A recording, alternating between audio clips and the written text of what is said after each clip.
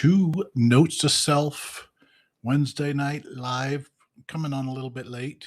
Uh, had a busy day trying to get everything ready for um, the party this weekend. All right, let me see that I've got everything up here. Oh,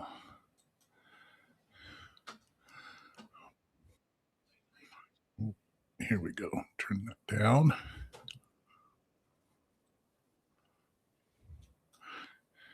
So, how is everybody doing? I am sorry. I am doing this on my own. Uh, no Melanie around. That's kind of why I put on there. Notes to Self usually sits here and banters back and forth and talks about um, talks about polygamy and everything that's going on there. I know I'm trying to get everything up so I can read your guys' stuff. Yes, alone today. So yes, welcome everybody. So yeah, we turned into a podcast that talks about polygamy and cool stuff that goes on, and now all of a sudden I feel like that creepy serial killer guy who is begging for proof that his wife is alive on TV. So, I mean, I've got a effigy of her here, but yeah, where did Melanie go? Is she really alive? So she is. She's just working with a whole bunch of talking with some people trying to get some stuff set up. So she's out at a dinner. Um, so, and she's like, if you want to go live, you can. We're supposed to be doing it every Wednesday. And I'm like, all right. So came running in here, finished up getting the backyard ready for, we're having a little party this weekend. So thought I'd come in here and go live, prove to everybody that I can do this solo, answer some questions. So who's the trusty sidekick? Yeah. It's Melanie again, I guess, or she's over there being not speaking over the top of me, letting me get my words in. So, and if there's lulls in our live, and I'm just going to do a short live. I just wanted to jump on and say hi to everybody. We're still here. I'm working on watching some Sister Wives and doing content too. So, yeah, she is in hiding right now. Her dad's been pretty insistent that she needs to not talk as much about calling that's a cult, and I'm just the disobedient sidekick. So, well, she's taking a little time off to contemplate whether she wants to be obedient to her father.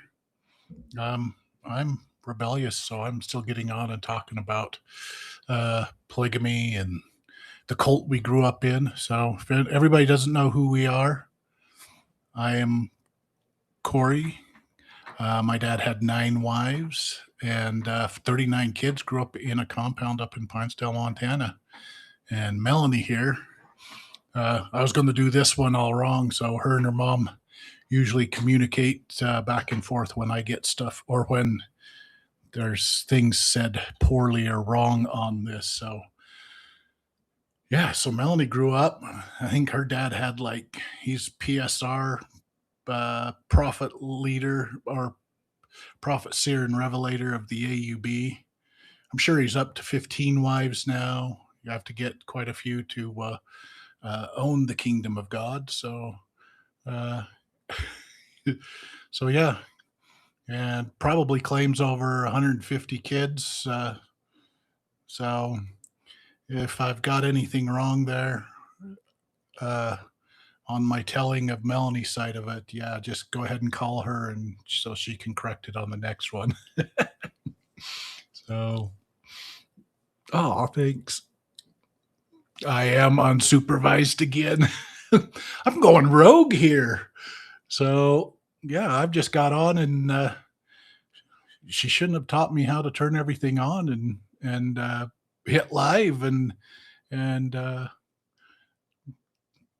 talk and play. So yeah, I blame Melanie for this because she showed me how to do it, this and get on. So and she's not here to keep things rolling smoothly and keep control of what I say. So hopefully I don't get her channel in too much trouble. So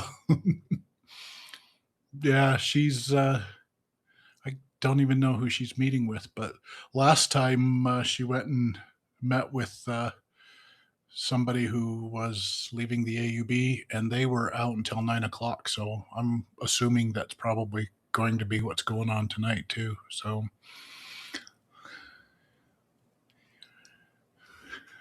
oh man, what is a oh thanks.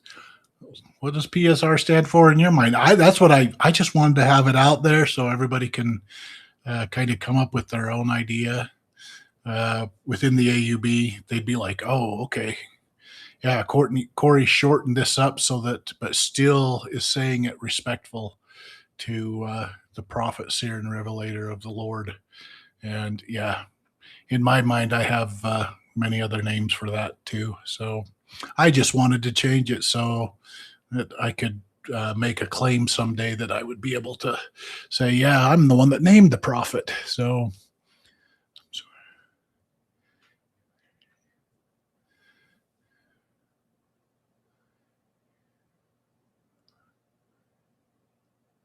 yeah. Yeah. Now I've got to see if sorry, let me pull this up. Melanie usually has all of this stuff ready to go. There it is right there. So, public chat. Okay. We're hearing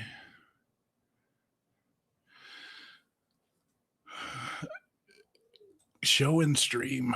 All right. My sister Katie, I wonder if there is a bet going around the AUB of whose wife the PSR will marry next. And that's the awesome part about it is really you just have to put a claim on some wife, and most of the wives want to make it in heaven, not only heaven but the highest degree of heaven. And so yeah, they're willing to dump the has-been husband that they had, the lower uh, husband, and get themselves a prophet. So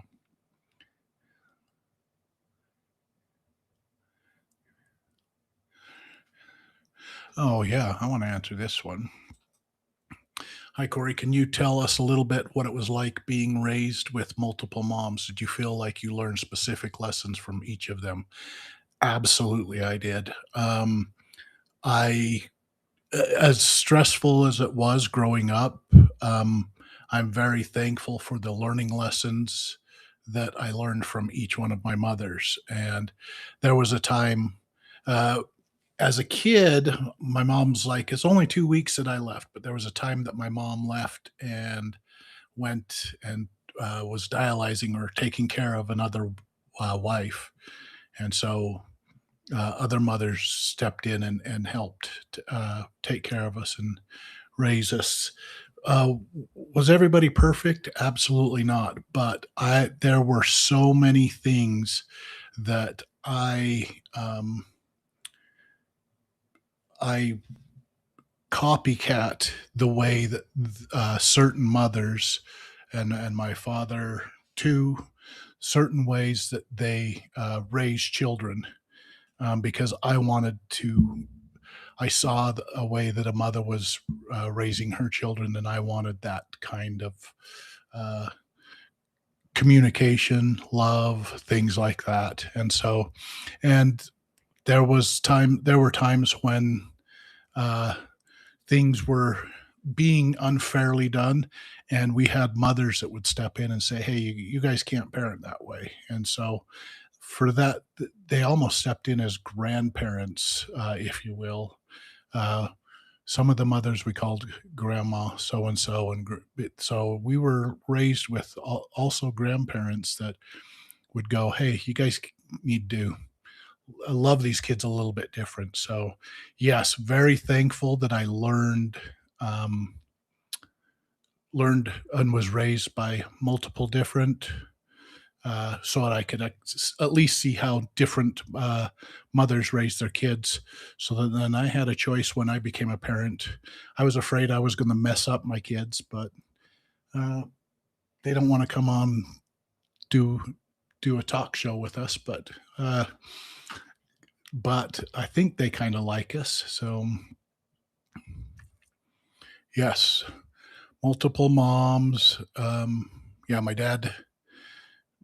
dad, it was interesting because my dad raised us raised my older siblings different than he raised me, different than he raised my younger siblings. So it's like I got to see 39 different versions of a father and how to.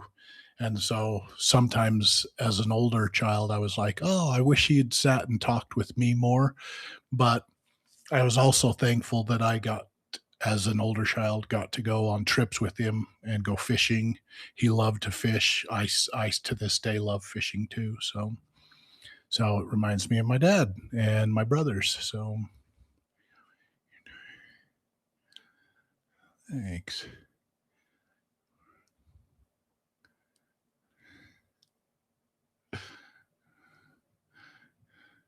Can't decide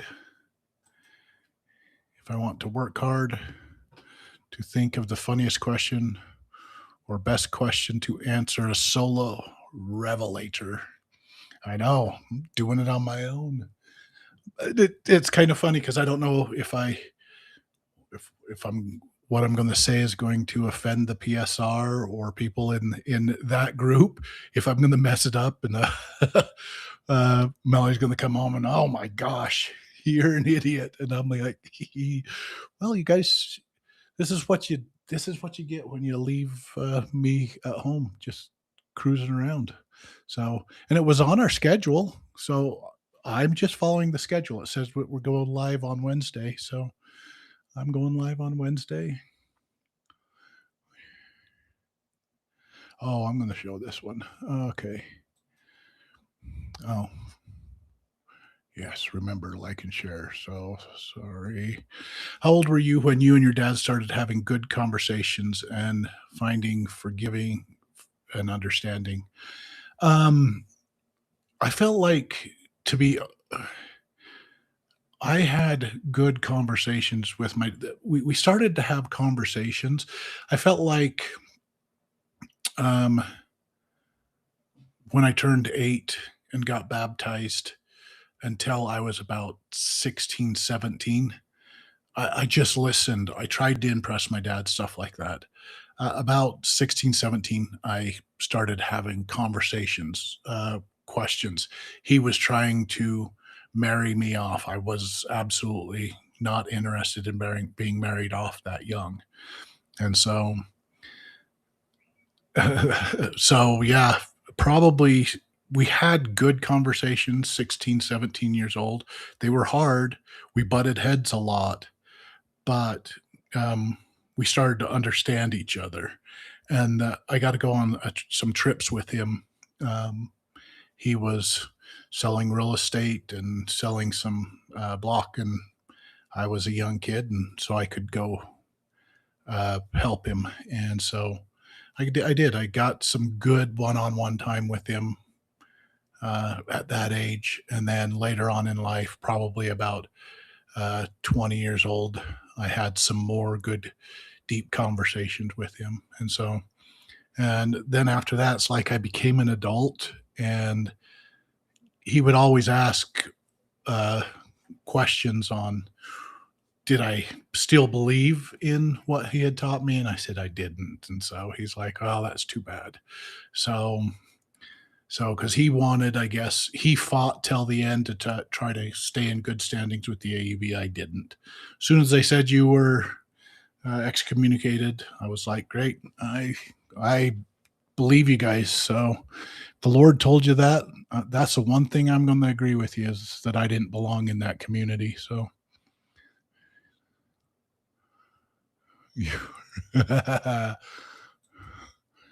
she will now. I'm sure she's getting some sort of notification on her phone that she's live. So hopefully she clicks on it and says hi. So yes. Jamie. Yep. Well, according to his last video, she's now obedient. She shouldn't mind. Yep. She is listening to the Prophet Seer and Revelator PSR. And he said, you need to not talk about the AUB, not talk us about cult stuff. You need to shut up and sit down and be quiet. And so here she is, sitting down, being quiet, being obedient. So look at that. Who knew? And I've got to just kind of egg her on so that she comes back here and starts bantering back and forth. You can't let me go rogue like this for too long without coming back and I don't know. Thus saith Corey. Yep. Everybody. Yeah, Irene, I want to. Yeah, so did your dad believe in the religion to the end? He did. He was, he really worked his, even though he got excommunicated, he worked his way, tried to get back in. Now, if you talk to certain leaders within the AUB, he never made it back in, but other leaders agreed to let him get rebaptized at the end of his life. And so, and some of them weren't too pleased that he was buried in his temple clothes so he could get into heaven. So I don't know. It was a weird funeral. So it was weird all the way around. But yes, he wanted. It's a thing. He felt like that he had lived long and suffered to make it into the kingdom of heaven. And why would you give up at the very end? Just in case it was true, might as well get rebaptized and make it into the end with all of your handshakes and glory. So, and yeah, I have not lived faithful and lived long and suffering. So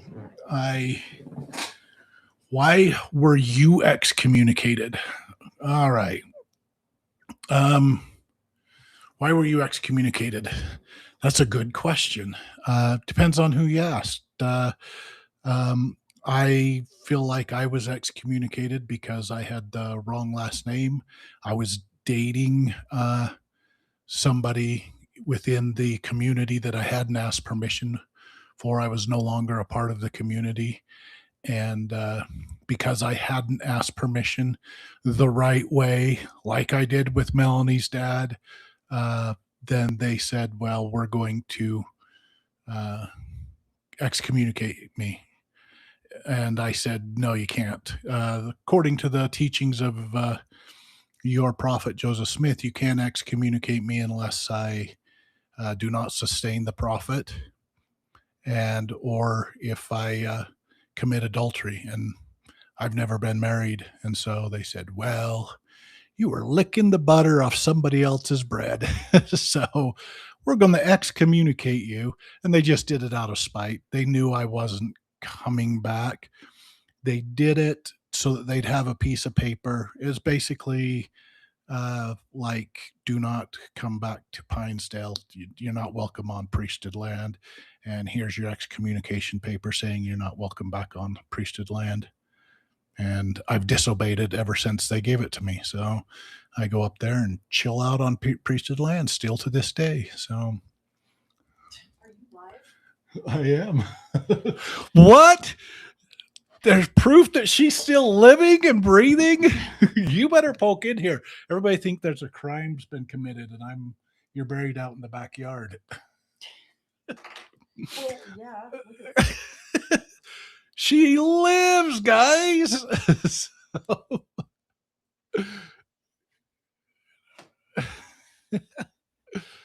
Oh, Well, I'll just scoot over and share.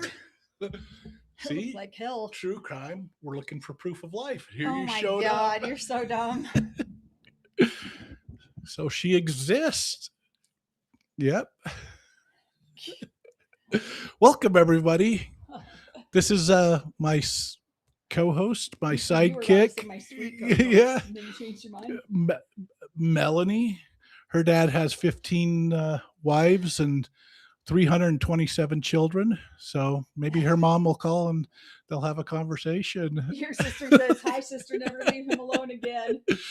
I've been rogue for a week now, so it's good.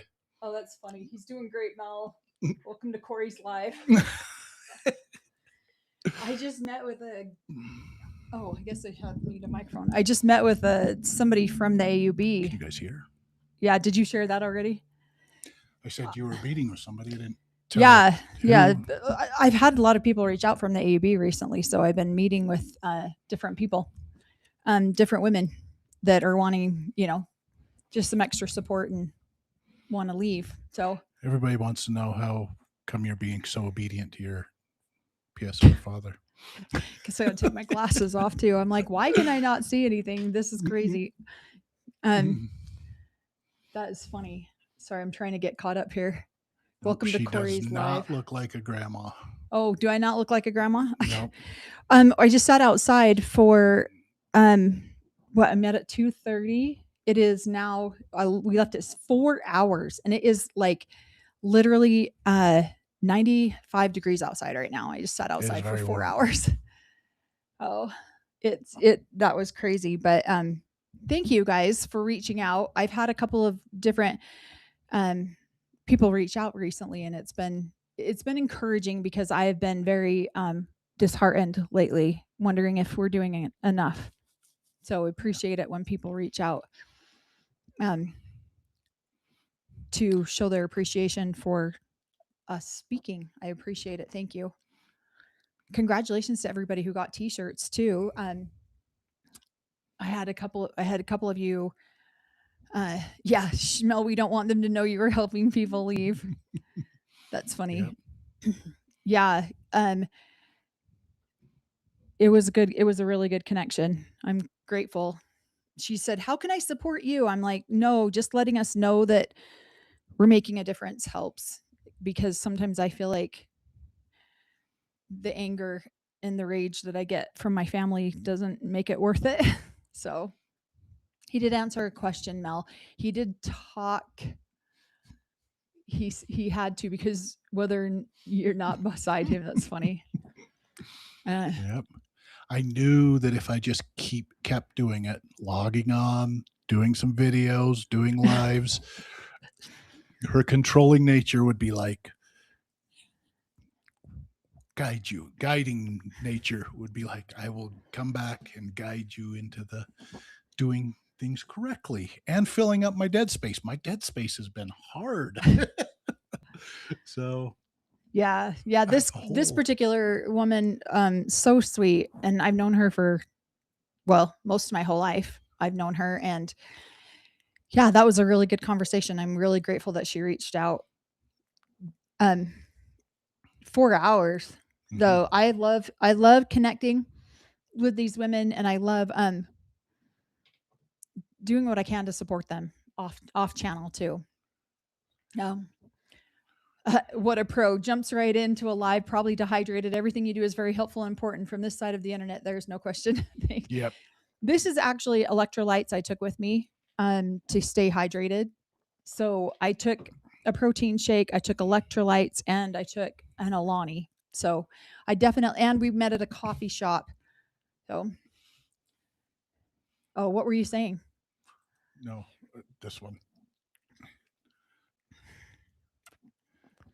What were you saying before I got in here? I didn't hear you saying I've anything. I created a just heard. monster. Yeah. I can't remember what I was saying. I mean, I was talking about my dad. Give him a reminder. He has short-term memory loss. Yep.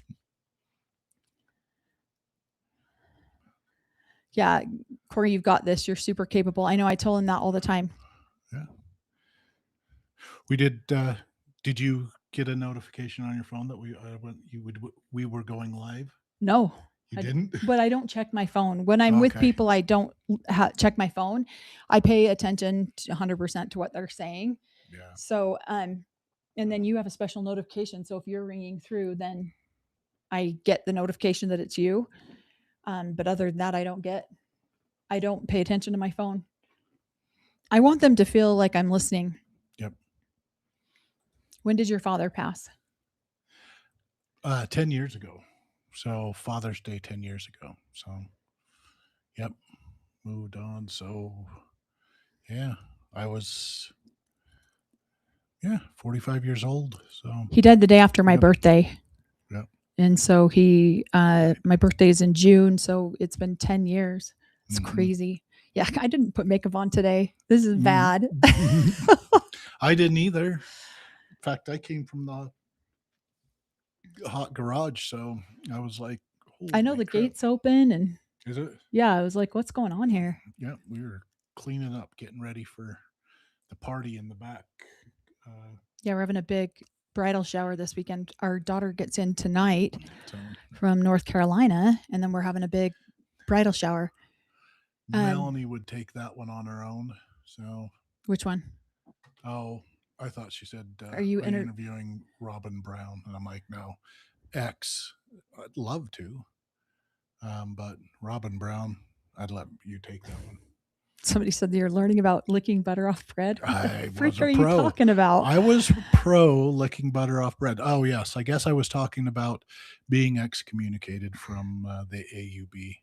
And I argued with them that they couldn't excommunicate me for adultery, but they Been out doing your still did. Yeah. Am I dirty? So, Oh. where you, Corey? We were all fresh blood. So, I'm just going to let you keep talking. I want to hear. I'm exhausted. Now, I don't know Oh. what Fahrenheit and Celsius is. Somebody asked me that. I don't know. 95 degrees Fahrenheit. I'm sure we could Google that, but Yeah. Sorry, carry on. What were you saying? No. My parents converted in. My dad and his first wife had joined the Mormon Church, and then they had met my mother, who was part of the Mormon Church. And in the 70s, a lot of people in the Mormon Church were starting to discuss if they were living the full Joseph Smith experience of Mormonism or the LDS Church. And so they started studying and found all these fundamentalist communities. And so they're like, let's join. So they joined a bunch of fundamentalist communities. And my dad went from one wife to about 7 wives, I would say, probably in 10 years. And then he got 2 more wives over the next 10 years, I think. So I was probably, so yeah, he went really quickly, got a bunch of wives, and then had a ton of kids. So, but yeah, unlike Melanie's family, none of my family were a part of the AUB. That most of them were LDS, Mormon, or a lot of them were looking and came into the Mormon Church and then quickly went into the fundamentalist church. So, yep. Nope, they were all converted in. That's probably why everybody wanted to marry my dad, is because they needed some fresh blood. Your dad was kind of hot, though. Most of the family. His dad was very good looking. I was interested here. Say, I'm still talking. I was just filling dead space. So, so my dad came in, and a lot of women wanted to marry him and have kids with him. But yeah, I think at that moment in time, the All Red Group is what it was called, was growing large, quite large. In fact, Rulin, who was the leader of that group, they weren't fundamentalist Mormons before then, right? Who? Rulin, he even converted in, right? His dad had joined. I had no idea. Yeah, Rulin even converted in. So the AUB really was started by new people coming into and learning about the FL. I don't think he was converted. I think he was part of the FLDS. Well, he wrote a letter to his dad saying that polygamy was wrong, is what I was told. Oh, I don't know. Yeah, Rulin wrote a letter to his dad saying polygamy is wrong, and then became the leader of a polygamous church. So yeah, that was strange. And so, yeah, I think a lot of FLDS, Kingston's, those people have been multiple generations in it, but a lot of AUB is new blood. There are some multiple generations in the AUB now, but at least 2 or 3 generations. But yeah, for the most part. So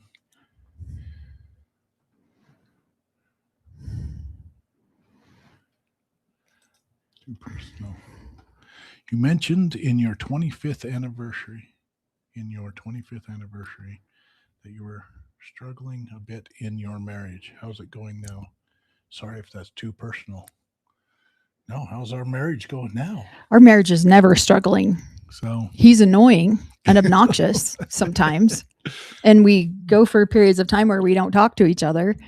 But our marriage is never struggling. Our marriage is always great. So 108 in Vegas. You can have it. I was out in the garage, and the last 2 days I've been trying to get everything ready for the party. So I did a day of cleaning the hot tub.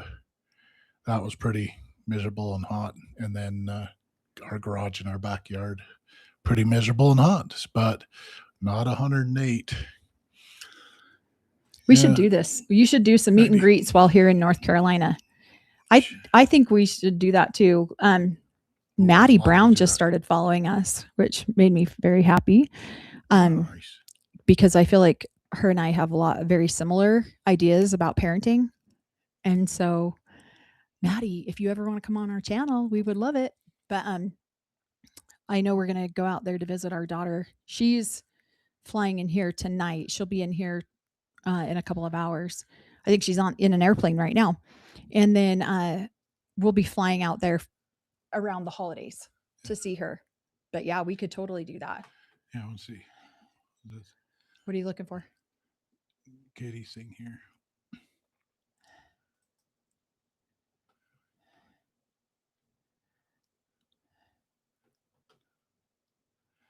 Okay. This is the fun part about polygamy too. So yeah, dad's affair, for lack of better words. Well, that was he actually had for lack of better words 8, 9 affairs. He just called them marriages. So, his first marriage was the only non-affair that he had. So, but yeah, when he married my mom, he was having an affair with her against His first wife. his first wife. She wasn't too pleased about the whole process. She wasn't converted immediately over, but it was one of those things where Joseph Smith said, "Hey, the Lord said that we need to live this way," and she's like, "All right," and so she chose to live that way too. So yes, is a series of affairs. The affair that she's talking about, he was dating another wife without priesthood permission. That's a huge no-no. Something that we found out about, that I found out about. So yeah, it's huge no-no. You should ask priesthood permission to date somebody, even though you're a grown adult. You're both grown adults, and let your current wives know that you're dating somebody else. So Why? That's just that's just like an extra step. It Nobody needs to is. know you're dating somebody. yeah, should have been on the phone tree. Most of the times it's on the phone tree, but yeah, he just went about the dating process a little bit backwards. It's seeing if it none of worked that out. woman's business what you do with your free time. Yeah, so it was, but yes, immediately the Corey. What was it like to have real talks with my father? It was great. It, um, I was excited about communicating with my dad because uh, I we didn't get much time, and usually especially when I was younger, if he was talking to me, we were in trouble for something, or hadn't done something right, or he was preaching, and so to be able to have open, honest conversations with him. Um, and my conversations got even better. I never had such a good connection with him. Uh, once myself and he was excommunicated, we could talk about almost anything. So he still uh,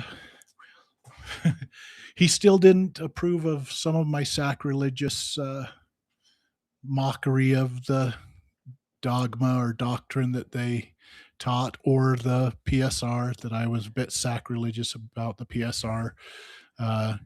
He had started dating somebody. Thank you. What was it said? There's room. Keep going. Yep. But basically, he was dating. He didn't ask priesthood permission. Somebody higher up in the rankings wanted some dating to get in on that dating, and so he got a big old slap on the hand and told to sit down. And in fact, they took some of his wives and recycled them throughout the AUB. So it's kind of like the lottery. So At least your dad didn't go. There's a bug. At least your dad didn't go break up a family so he could marry one of the wives. My dad did that. Yeah. Well, my dad was definitely not a marriage counselor. He never agreed that he was top of the tier on marriage counseling like your dad is. So your dad is one of the I can help you guys, and if you want to keep your guys' wives in the AUB, don't let the leadership give you marriage counseling advice, because the marriage counseling They'll take your advice wives. is going to be, she needs to be married into my family. So Why are so many wives if three are sufficient for your own planet and stuff? Because each wife will do sexual favors that the other wife won't do, and you got to get a variety of things going on. Sorry, carry on. What were you going to say? Could be. See, I'm like the snarky one. Well, yes, three are good. Three wives are going to get you into the celestial kingdom. But if you're really good at being a leader of your family, and you can acquire 9 wives, 7 wives or more, then you could possibly get ranked up and become the prophet, seer, and revelator of the community. And so I'm sure my dad had high hopes of that, but he was never even called to being a council member. So because it's who you know, and he didn't know. He was stealing too many council members' wives. So he about were stole dating. your wife. He was a smooth talker when we first got together. He was. I was like, damn. What's this? If you weren't 50 years older than me, boy. Okay, Jody, thank you so much for that super chat. It says, wonder if you could discuss holidays you have done, or any traditions that you followed or invented, or any other events such as Easter, etc., for the grandkids. All of them. Really, no. We got the AUB suggested we didn't. The community didn't celebrate Christmas. My family chose to celebrate Christmas to the detriment of the community. Sometimes they didn't want neighbor kids seeing the Christmas tree, our golden idol, shiny tree in our living room. And so sometimes we had to put a blanket up around it so that we didn't offend other people within the community. That's true. knuckleheads. So, but we got to celebrate Christmas. So we were spoiled in that. But for a long time, we didn't, that the community didn't celebrate Halloween either. And we called it a harvest, something harvest Yeah. party. Yeah. And Harvests that usually happened at the end of August or September-ish. yeah, well, we did it in October. 31st. Oh, when for Halloween. everybody Sorry. was doing it I for was reading your Halloween. sister's comment. I got And sidetracked. so my sister's grandmother would invite us all down to their harvest, and we would go and get fruit leather, which was amazing, and trick or treat and do spook alleys and things like that. So, and yeah, Look at you. Like, Easter. I leave you alone for 5 minutes and all of a sudden you become, everyone's calling you a maverick on here. Yeah. and- Corey loves to hear himself talk when he's comfortable. If he's not comfortable, he's very reserved and very like withdrawn. But if he's comfortable and I love to hear myself mute. the guy doesn't stop talking. And that's why I was like, come on, you can totally do this online. Let's make this happen. Yeah, now kind of we celebrate anything to we celebrate everything to lure our grandchildren over to our house. Yes. I was just going to say, usually our house is like Yeah. so over the top decorated, but I'm kind of sad. We don't really get Easter with them. Yeah. Because it's one holiday that our daughter-in-law's parents really celebrate. And so, I mean, we do get every other holiday. So we don't really get Thanksgiving or Easter because those are the times that they go out of state to her family's house. But other than that, we do everything. And our house was kind of like, because we're both the oldest, our house was kind of like the community house that everybody would come to. So my dad would come here. We did a Yeah. really big Christmas one year and my dad came as Santa Claus. And then he tells me, I want you to do this for all of my wives and all of my kids. I'm like, yeah, no, I'm not doing that. doing This is for my mom and my siblings and our kids. And so then we ended up going out to the AUB church house and doing a big, huge Christmas party. And I worked my ass off on that. And I swear I'd never do it again. And I never did it again. That was it. I did the one and done. And then they kind of let it fall apart after that. But holidays are kind of our thing. We love it. 4th of July, we do big, huge water park days out in our backyard. We have a pretty big yard. And so we have gotten like slip and slides and the inflatable what are they called, slip slide or water slides. It's an inflatable water slide where they can climb up and bounce down, and it's got a little what's lazy hilarious river pool. is watching Corey bounce off the top of that. Punk, punk, punk. The babies love it. It's got a little dump, and I didn't know that. I'm climbing up there to Velcro everything in, and all of a sudden it dumps. The whole thing grounded dumps me, in his and face. I slipped and died laughing. face plant, and Yeah. so it's fun. Yeah. So to kind of, we try to steal every holiday. So we got Valentine's Day, anything that the kids get to come over, decorate. Yeah, we with love it. us, and so yeah, we have kind of hijacked. If there's a holiday, we're trying to put something together. So to Yeah. bring the kids over. 4th of July. One thing that I did love about Corey, well, I mean, there's many things, but this is one thing, is that he was all about at Christmas time. We would do for several years. We haven't actually done it in a year or two. We did gingerbread houses every year, and that was really fun. Our little kids loved that, and the thing is that's what I loved about Corey when I started marrying him, was the fact that his energy about holidays matched my energy about holidays. And I always felt like I was all by myself and had to make holidays happen alone. And I always just really wanted to celebrate just every little thing that I could. And then I meet Corey and his energy matched mine. And so we just blew up even bigger. Yep. Even to the point where we wrapped our children into this energy too, because she would get decorations. I would be out working on the Such a decorations douche. on the house. You're such a douche. And we got our oldest son to go out and help us do set up the uh, lawn deer, and it was broken. And I didn't tell him that it was broken, that he needed to zip tie some pieces together.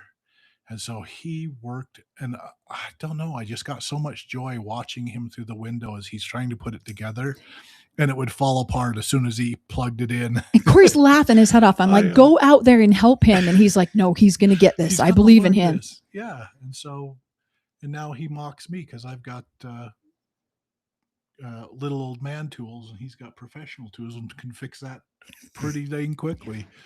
We built a new deck on our backyard, and the boys are like, step aside, Dad. We have real man tools. You have little house tools that are used for Little mom, old man, yeah. but here's our real tools. And so both of our boys step in, and it was Finished hilarious. it within an hour or two, where it would have taken me probably 6 hours to get everything done. So Oh, is someone in Corey's family giving you some extra support since your family is giving you a hard time and are not nice to you? It's funny. I had a conversation with Emily tonight. It was great, and it's been really sweet to me. No, not really. It's all good. We're getting there. Yeah, I'm glad though, Corey, Yeah, that you I actually do. had a good talk with your dad eventually. And I did, and I had an amazing communication with him. In fact, when he passed away, I had many conversations with him before that, and even after he passed, I went and did ayahuasca and did some healing around hanging out with my dad. So I've my dad was a man who had a lot of wives, wasn't the most faithful man, but he was eventually he was kind, and it, once you broke through his barriers, through his Vietnam veteran, you could actually have some amazing conversations with him. And so I was lucky that I was one of the older children, and I got to have that special time with him and go fishing and go and do traveling. A lot of my younger siblings never got that kind of connection with him. So I was very appreciative that I did. So Well, your father was older when you were born. Wasn't he Yeah. like 45 or something like that when you were 42, born? I think, when I was born. Yeah. So he just started living polygamy and just started creating a whole new set of children at 42. Yeah. My older brother was 14 years older than me, and 14 and 16. I had two older brothers. One was 16 years older and 14 years older than me. And dad started all over. I'd be like, no. So, yep. Our son is 19 now. That'd be me starting over again. I would not do it. So, Yeah. I agree with this. I'm just going to be blunt. They use their made up religion to make it valid excuse in their mind to be male whores, just like a lot of men cheat on their wives on Yep. the outside. It's no different. I Yeah. agree. They do it. They do the exact same thing. They are a cheating group of men, but sanctified by God. So that's the best way to do it. Sorry, wife. God sanctified this. So now I have permission to cheat. And in fact, I will burn in hell if I don't do this. Do you want me to burn in hell if I Oh don't my God, you have better get another going. wife? So yeah, it's amazing. I'm the sure you got a volunteer or excuses, two out there. So that is That's really the problem, is that you have to be asked. You can hold my hand, you can kiss me. Yeah. So the girl has to make the first move because Corey's way too shy to do anything. I'm not shy, just leery. So Ooh, secret talk. Yeah, I love that he's getting more comfortable, because the thing is he never shuts up in real life. Never. I never get a word in. That's what's funny, is I never get a word in real life. So I have to get it in online because he has a million stories offline. I agree with that. Jamie, spelled Jame. Thank you. Let's see. I want to come to these parties, childhood dreams. We do have good parties. do, We have yeah. had we've had some really big parties here, and they have been fantastic. We took partying up to this level, and our children have taken it up to this level. I mean, that some of the parties that our kids put on, uh, murder mysteries, all sorts of fun stuff. Uh, our daughter, she is amazing at murder mysteries. So, and I really enjoy just kind of closer. Hopefully, was here. I'm going to turn it up. What is the funniest thing you've both seen? Be a little bit more specific because we love those kind of Yeah. questions. Hypocrisy wise, funniest thing I've ever seen. Oh, did my dad ever talk about the war? Not growing up. Later on in life, he did. I feel like once he went to the VA and could start asking some questions and healing there, then he would talk a little bit about the war. But most of his war stories were about uh, were religious based, and so he did tell a few stories about flying, some of the things where he flew across enemy lines and did surveillance and things like that. But most of the stories that I've got are from other people that knew my dad in the Vietnam War. He kind of wanted to keep the war and his previous life away from his kids. He used to smoke cigarettes. That was against the religion. He used to drink. That was against the religion. He didn't want his kids to know that he used to do that so that they wouldn't be lured away from it. Yeah. So it wasn't till later on in life that we kind of really knew who our dad truly was, everything that he was. So Yeah. yeah, Trying to catch up on thanks. the comments. So funny story. What is some of the funniest things that we saw growing up? I was not the most righteous son that grew up, and so when I became of age, I had some older brothers that took me to establishments that weren't approved by the PSR, Strip the clubs. leaderships. And so we were in these establishments where we would get a beverage and tip money. And the funniest part about it is I'm in this establishment, and all of a sudden myself and some of my other brothers look over, and there is one of the top leaders, one of the council members of the AUB in there looking for new wives, tipping away to some of these ladies. And he had no clue. Some of us little kids are over there in the corner like, oh my gosh, we're going to get in trouble.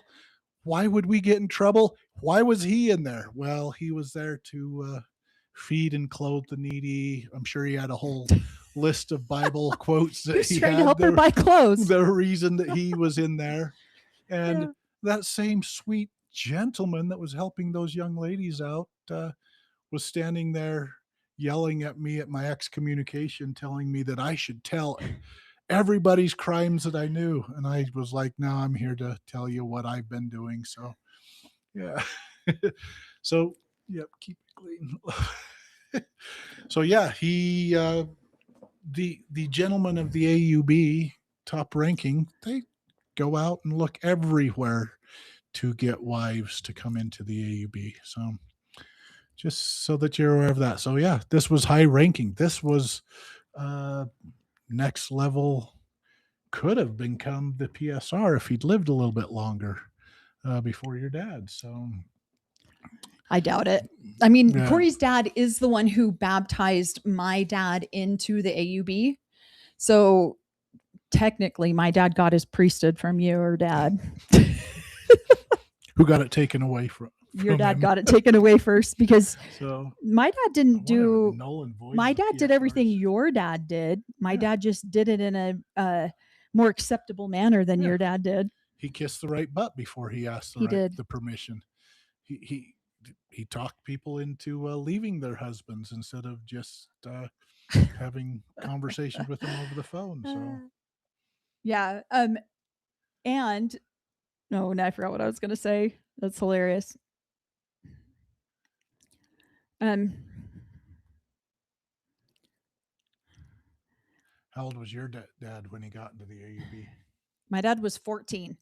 My dad has this badge of honor medal because he became the youngest polygamist in the AUB, and At he 14? no at 19.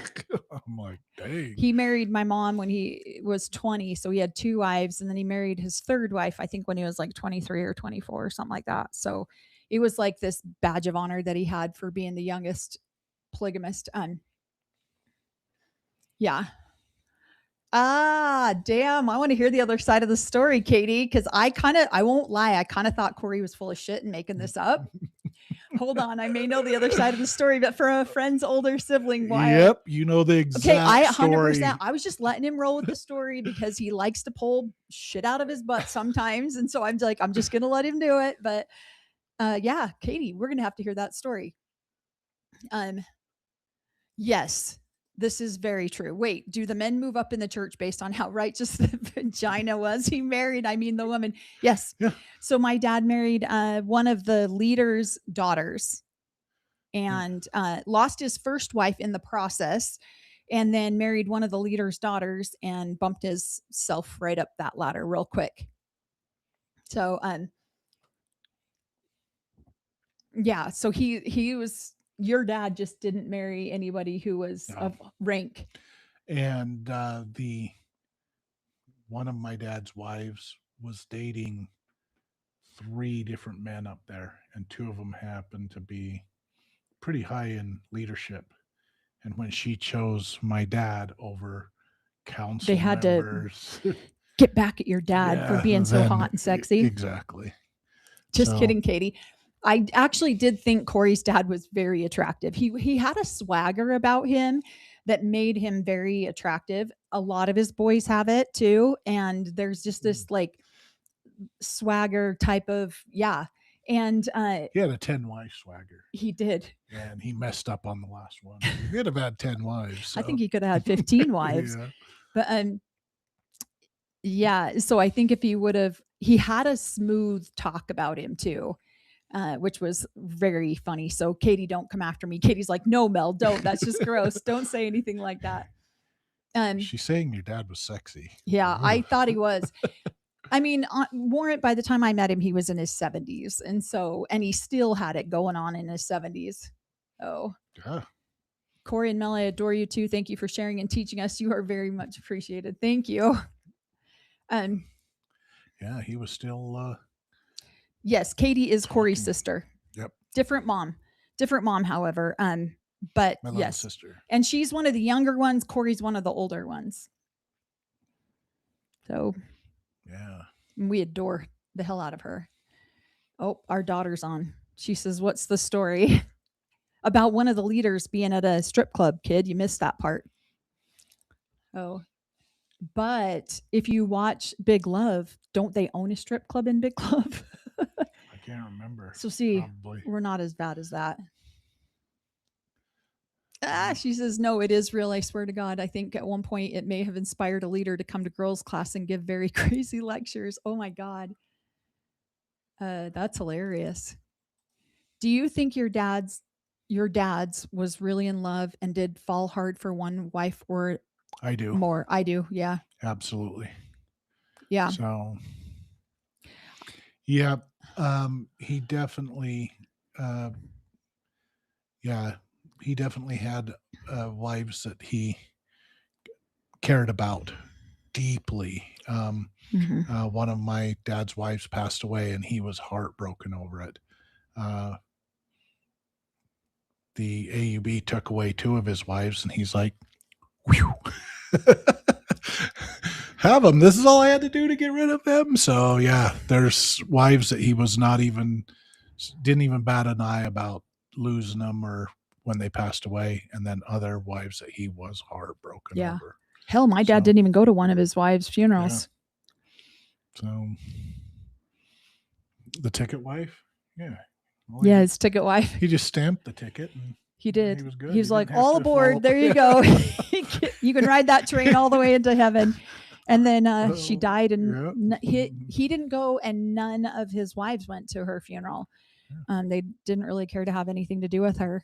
And that's really sad. But yeah, I remember you telling me about. So before I knew Corey, my best friend was married to Corey's brother. And I remember hearing the story about how devastated Corey's dad was when this one particular wife passed. Mhm.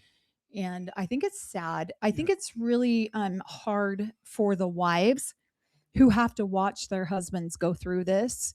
I mean, you see it on Sister Wives too. Robin has said over and over she had to watch Cody go through all these divorces. And I think it would be really hard as a wife to watch your partner mourn over a loss Grieve, like that. yeah. So yeah, I think yeah, wow, that's so disrespectful not to attend a wife's funeral. Some leader, well, he actually wasn't married to her for a long time. She only married him to get a ticket into heaven, because women can't get themselves into heaven.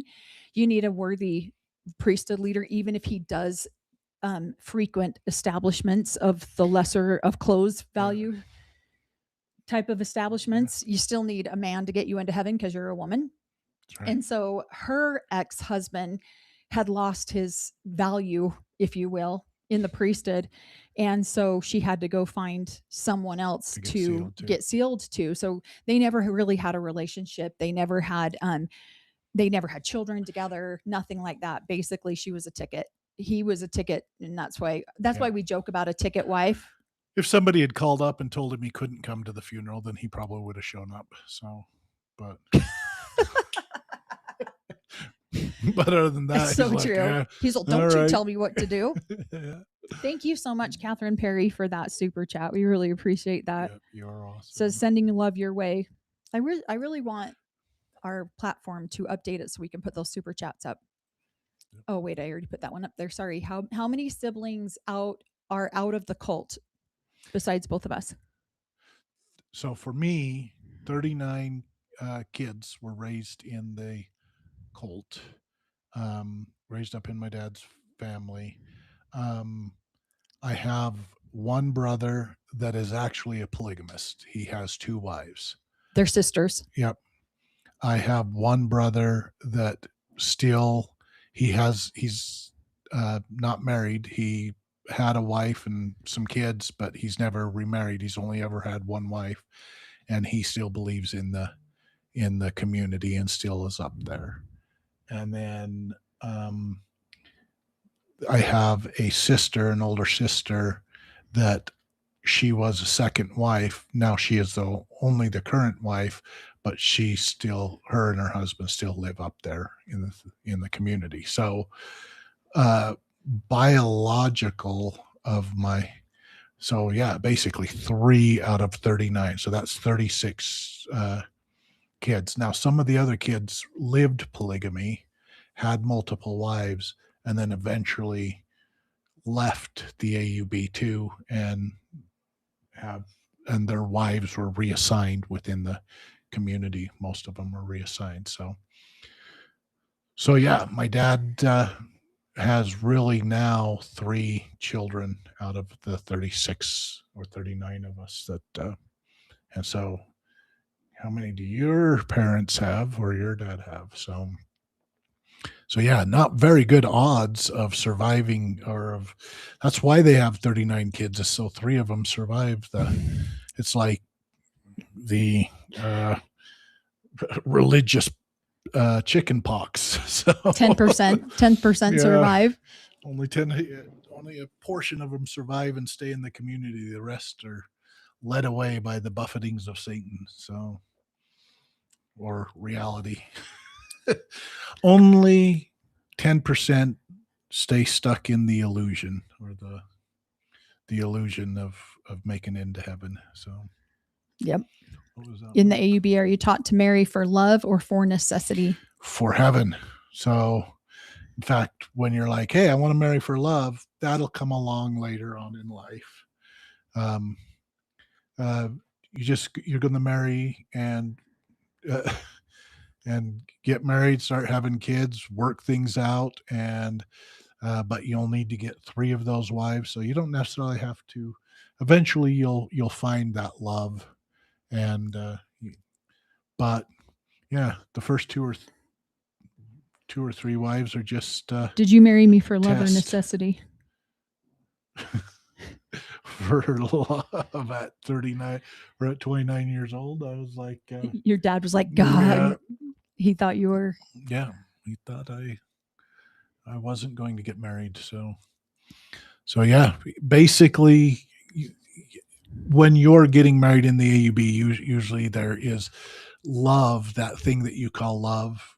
They would consider that lust or something worldly, and you're not supposed to be looking in that direction. You're supposed to be raising up a righteous seed. So, and Is it really going to be a good time in heaven if there's no lesbians up there? Well, with that many wives married to the same man, they're going to have to stay busy somehow. yeah.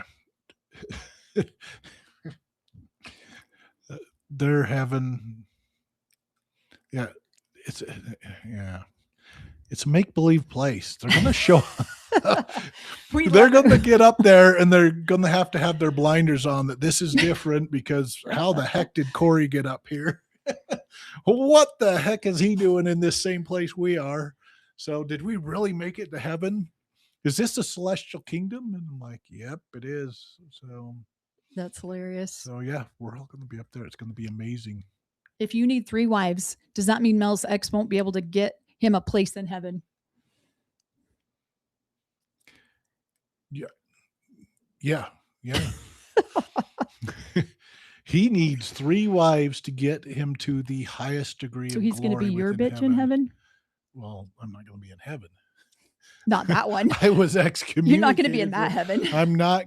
I do not qualify for Mormon heaven, celestial kingdom, terrestrial, maybe telestial, as a servant, but I do not. In any shape, way, form, will I ever qualify for fundamentalist Mormon or Mormon heaven at all. So I don't follow the rules. So Men need women to get into the celestial kingdom, but women can't get in without a man. Yeah. But can a man get in without wives? Yeah, that's why they seal so dead people to each other. yeah, there you go. So I'm like, what comment are you about to make on this one? No, this is the truth. So physically, my brother is part of the AUB. He has had 1 wife. They've got divorced now. He has kids, but he could still make it into heaven if he was sealed to other women who have died and within the community that says, hey, you know what?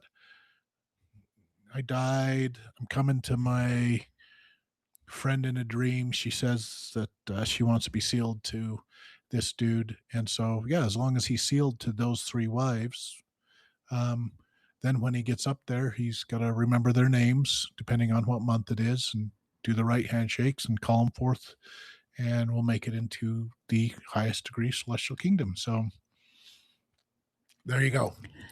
So is my ex-husband going to be your pool boy? We're not even going to be friends. We're not friends in real life. We're not friends He in just heaven. wants to be your friend. No. Why you got to be such a hater? Because he's going to be over there. He still believes in the AUB, so he'll be over there in their club with their make-believe visors on, believing that they're all alone up there. So the rest of us will be fishing.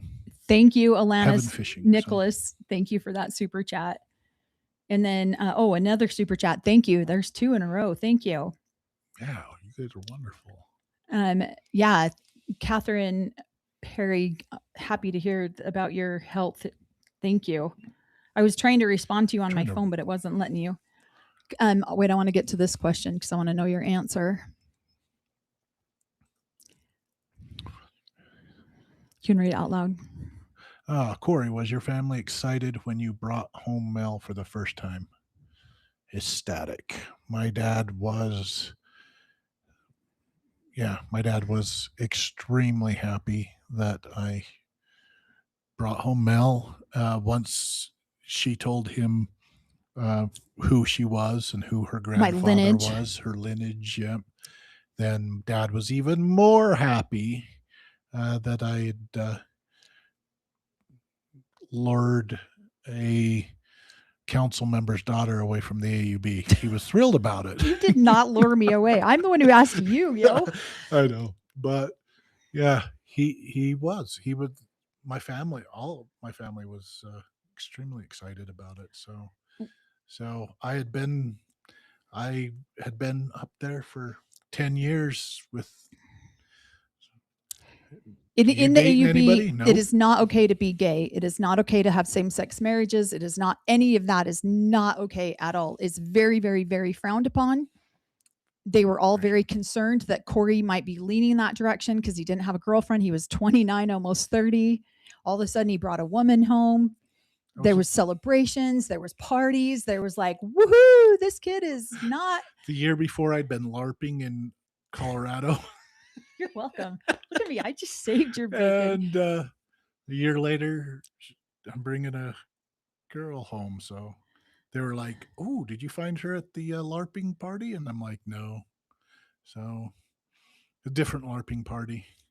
So we were all wearing white robes And my grandfather and Corey's dad were really good friends. And so when he realized who my grandpa was, he was extremely happy that not only did Corey get a wife of a council member, a leader, also one of good stock.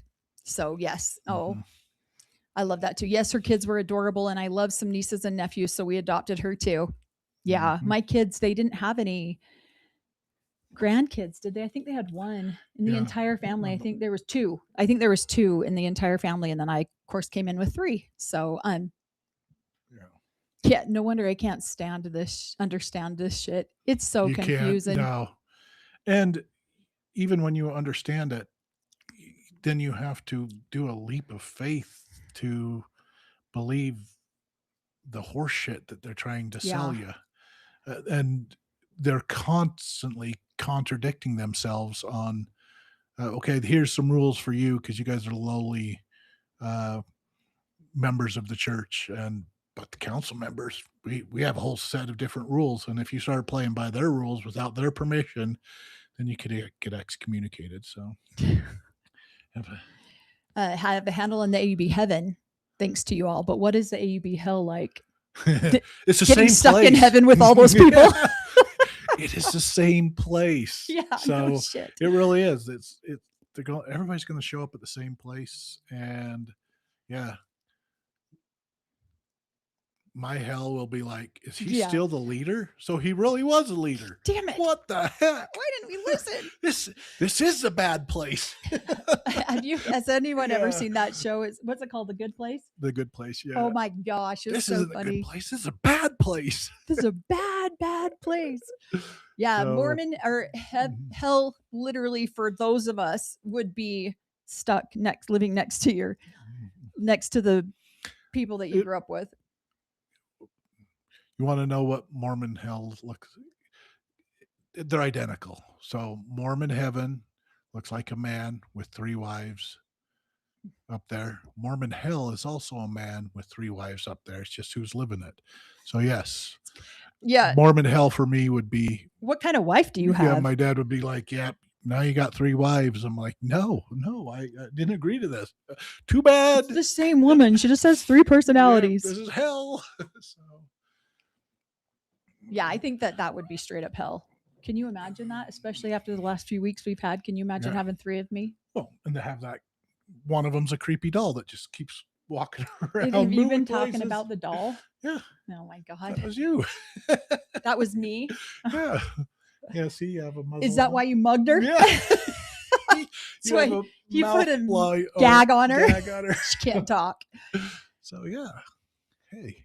The 3 levels, what are the different levels called? Celestial, terrestrial, and terrestrial. And what are the assigned jobs? You said servant and outcast. Explain more. So you can work your way up. Well, yeah, explain more. So they're basically layers of spirit prison.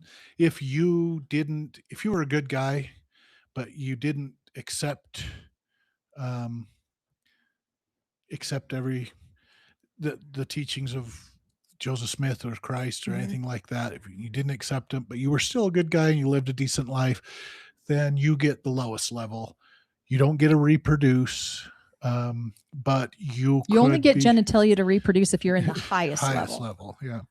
You don't, so you're not going to be having any spiritual children to fill the well of spirits, whatever teachings they have. And so you're just going to be the teachers or the mailman or running different things. You're going to be the NPCs of heaven. So what can I get you? Things like that. Yep. The next level is probably people who uh, believed, but they couldn't quite get that third wife, or things kind of fell through. So they're still not going to be able to uh, reproduce, but they could probably teach Sunday school in heaven and pass sacrament and do everything. That next level.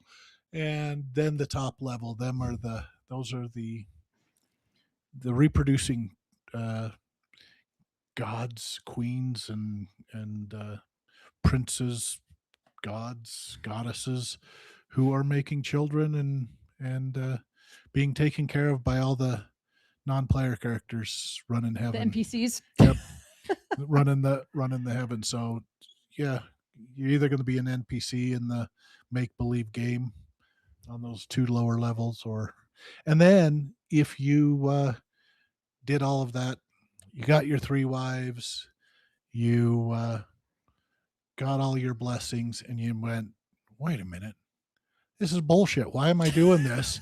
And you leave, then you're cast out into outer darkness. Mhm. Then you become a son of perdition, and you don't even get to play the game. So yeah, you just have to be in real heaven, I guess, or hell. So yeah, I don't know. You don't get to play in their game, their heaven game up in heaven. So you're cast out into outer darkness. So. I'm always sending extra love to Leon because of what they must have gone through growing up. Yep. Oh yeah, the That's complete shame, yep. the complete shame, the indoctrination of shame. You shouldn't feel this way. You shouldn't think this way. Uh, if you do, you're going to hell, Mhm. or you're being tempted by the devil, and you should constantly be reading your scriptures and praying yourself righteous or something like that. What's the yeah, it is complete bombardment of dogmatic hellscape that you have to deal with growing up, of not only feeling shame for what you might be thinking or feeling, but feeling shame if you aren't agreeing to marry this 60-year-old man. So who's next in line to be the prophet? So Yep. and you want to. And so if you don't fall in line, then there's something wrong with you on every level. So Do Mormons have purgatory? For us, it's called heaven. For those of us that will be there, it's called heaven. But yeah, purgatory, purgatory. yes. If you, yeah, go ahead. Yeah, no. How do you understand it? You have to have a full understanding, light and knowledge of Christ, and then deny that. And then, or you take another person's life. Those would be purgatory. Oh, I thought that's outer darkness. Purgatory would be like spirit prison, right? Oh, I don't know. Probably, I guess if we thought about it. Yeah. I don't know. Yeah. So there's certain things that basically, if you didn't learn a certain lesson on earth here, like how to put the toilet seat down, it takes 1,000 years in heaven to learn how to put the toilet seat down. So you better learn it to do it the right way here on earth, or you're in purgatory and learning those lessons the slow way. It's the slow way to learn So it. purgatory's not. I think that's what it is. I No. thought, No, Purgatory. purgatory is like that's outer darkness. oh, okay. You're talking about the millennium. That's 1,000 years. That's just where you go until you can decide you want to live polygamy. So if you die and you, like my ex-husband, if he dies and he doesn't have 3 wives, he gets to go to through the millennium, which is 1,000 years, for okay. him to change his mind and get 3 wives. And then purgatory, my understanding of purgatory is you have to know the Christ, know God, and then deny them, and then you get sent to purgatory. But hell, what do Okay. I know? It could be. What I haven't studied these dogmas for 35 years, so Your sister got underage drunk with Sunday school teachers on a Saturday evening. with the Sunday school teacher. Yeah. Nice. Katie, you sound so funny, because they are. The whole entire family's funny. There's one or two Okay. that aren't funny, and they try to be funny and they just don't get it, but the rest of it, it's great. Purgatory is between heaven and hell, and people can pray for you to get out. Oh, nice. Okay. So, yeah. Outer darkness or hell or you can't get out of those. There is a certain ranking where you will not. Hell is Thank you for that super chat. you don't even get to. You get recycled into matter. You will no longer exist, and that is if you deny the Christ. So, if you have seen, if you've lived it full, and you've seen the Christ, and you deny it, then you can. Or if you murder somebody, you could also be what's called a son of perdition, and recycled in Mormon hell. So, Yeah. As Catholic, we can sin all week and get it straight with the Lord on Sunday. You can do that in the AUB too. You just lie about it all week. You never actually own that you were sinning all week. and here's the most amazing part about probably all religions. You pay enough tithing, you make enough money, you can be forgiven buy of your way any into heaven. sin. Yeah. So, I went to a funeral to support a friend yesterday and hadn't been to church in a while. I could not get over the indoctrination. Read this Psalms, answered with these specific words: sit, stand, pray. I know I reposted a video the other day about on Instagram about indoctrination. And in the Mormon church, I struggled with this so hard when we first joined the Mormon church. Because when Corey joined the Mormon church, and then when I left the AUB, I joined the Mormon church, and everyone gets up there and says exactly the same thing. All the little kids do. They're like, I know this church is true. I know, and they say it in the exact same tone, exact same words, everything. And it felt like Stepford Wives creepy to me. And so my kids got up there one Sunday, and one of my kids got up there and said that. And I was like, absolutely not. Don't you ever say that again. They're like, why? We're supposed to say that. I'm like, no, you're not. Do you know that to be true? And so, we shut that down so quick, because I don't want them to get up and just talk. to the point where I don't even remember how to end prayers within their community. So, because everything's repetition, and you know when to breathe or to unfold your arms and look up when certain words are said. Amen. And I forgot amen. And so my family asked we me told to you that story. give the prayer at my dad's funeral, and I forgot completely how to end And it. so he forgot how to end in the name of Jesus Christ, amen. Yeah. He forgot. So then he kept Deleted. talking.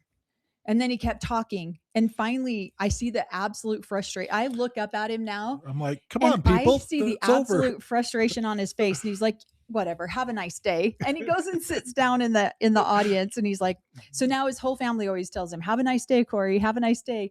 And he sits down, and I put my arm around him. I'm like, it's amen, or in the name of Jesus Christ, amen. He's like, that's what it was. I totally forgot. I'm like, and the prayer I'd be just dragged on. deprogrammed. Yeah. Yeah, it was so funny. I've been deprogrammed. I've been out of the programming too long. So, yeah.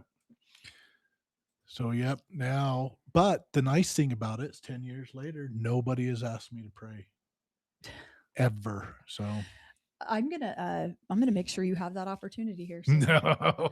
Yes, I am. I'm going to end it the same way, too. Have a nice day, people. So, Okay, let's see.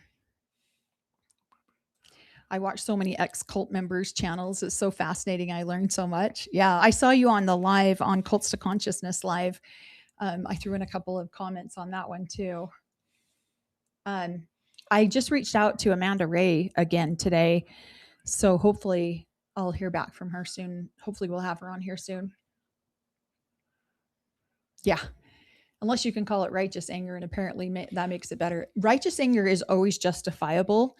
It's like you can't argue with it because it's just like thus saith the Lord. You cannot 'Cause the argue with Lord it. It told is the ya. finality of what's being said. Yeah, outer darkness is where lost souls go. I listened to and watched Emily and Jaden today on Emily's channel, and Emily, oh, nice. Yeah.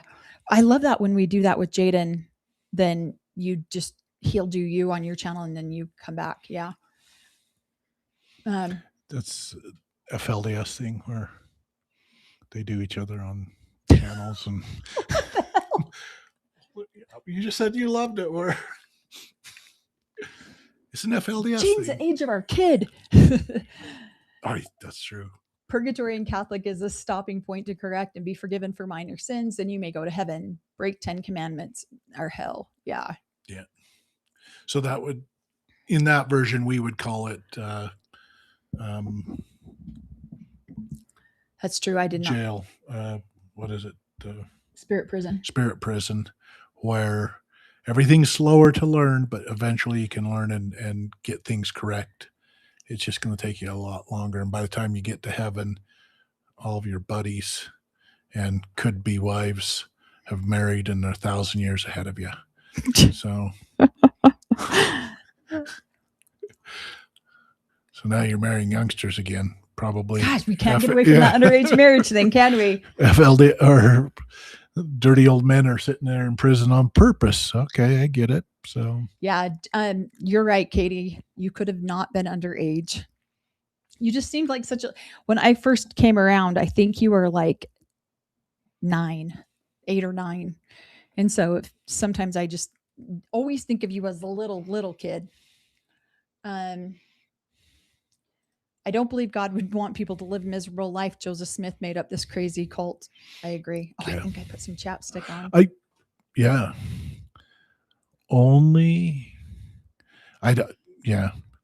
Joseph Smith's God probably wants you to do it, but Joseph Smith's God was just helping him win arguments with his wife. So that's why he created this whole religion, is so that he could win an argument with his wife, why he could have more wives. So how does he win the argument? What does he started out with? Lord with the flaming sword came down and said, if I don't mess around with this 14-year-old in the barn, then I can I could be taken out. You don't want me to be taken out, do you? Tell a story. People don't know that story. So yeah, so she was like, yeah, you can't be messing around with the neighbor's girl in the barn. He's like, yeah, the Lord told me to, with the flaming sword. So I'm going to write it down in 132 of the Doctrine and Covenants. Now we are going to be called starts out polygamous. Thus saith the Lord. Yeah. And so now they're polygamous. So how much power has the prophet, and in what eras? The current prophet, PSR, denies his own divinity. So he's the one yelling at Melanie at church saying, or at a funeral saying, I'm not the leader of a cult, and confused everybody because they're like, he's not the leader of our cult. Oh my God. And so when he yelled that at me, when he was like, you stop telling your lies online. Stop saying I'm not the leader of a cult. Or I'm not the leader of a cult. And then we get out to the car and I'm like visibly shaken, right? Because my dad's just screamed at me in front of 300 people. Yeah. And we get out to the car and this fool goes, hey, Knuckles, you just got your dad to admit that he wasn't the leader of a cult. and And I'm like, confuse the hell out of everybody in what? the community. So, yeah, he's in there denying his own divinity that he's not the leader of the cult. So, Please, will you make shirts that say "Have a nice day"? I will. We Have will a nice absolutely day. do that. We got to get on that. Thank you so much, Jody, for that super chat. It says, with your daughter-in-laws or son-in-laws, how much did you share your lives? It's a family journey. Did you trust your kids that they chose wisely and maturely? Yes. Mhm, absolutely. Everything. There's nothing. In fact, my daughter-in-law, Corey is being so ridiculous, and I felt sacrilegious one day. I'm like, Corey, stop it. You are going to hell. You got to stop doing that. And she's like, Melanie, he's already going. He has a letter that says he's going. You are going to deny him a high score. And I was like, oh my God, you too. Yeah, so they even have the same sense of humor. They have the as same. us. Our Yeah, kids, they're amazing. yeah, They've got such an amazing sense of humor, and they've done bring really out well. they bring people into their space that have the most amazing sense of humor too. Very high and are vibrations. kind, loving people. So Yeah, they've done really, really well. I've been super happy with all of them. Yeah, Amanda Ray would be fun with you too. What's funny is we don't really have a setup for three of us to be on here. Somebody asked if Beth was coming back. Whenever Beth wants to come back, she can always come back. She just lives down the street from us, which is awesome. But I think Amanda would be more fun in person than she would be over the computer. yeah, and I think you guys would be great right here. I so. like it when you're here too. I've been doing it on my own. I'm rogue. Yeah. Been going rogue. Yeah, look at you. Somebody said you're a maverick. Right. Let's see. I watch and learn so much too. Thanks to people who study cults and stop blaming the victims, Psych has a better understanding of the manipulation, abuse, and how to protect ourselves from it. Yep. And I did.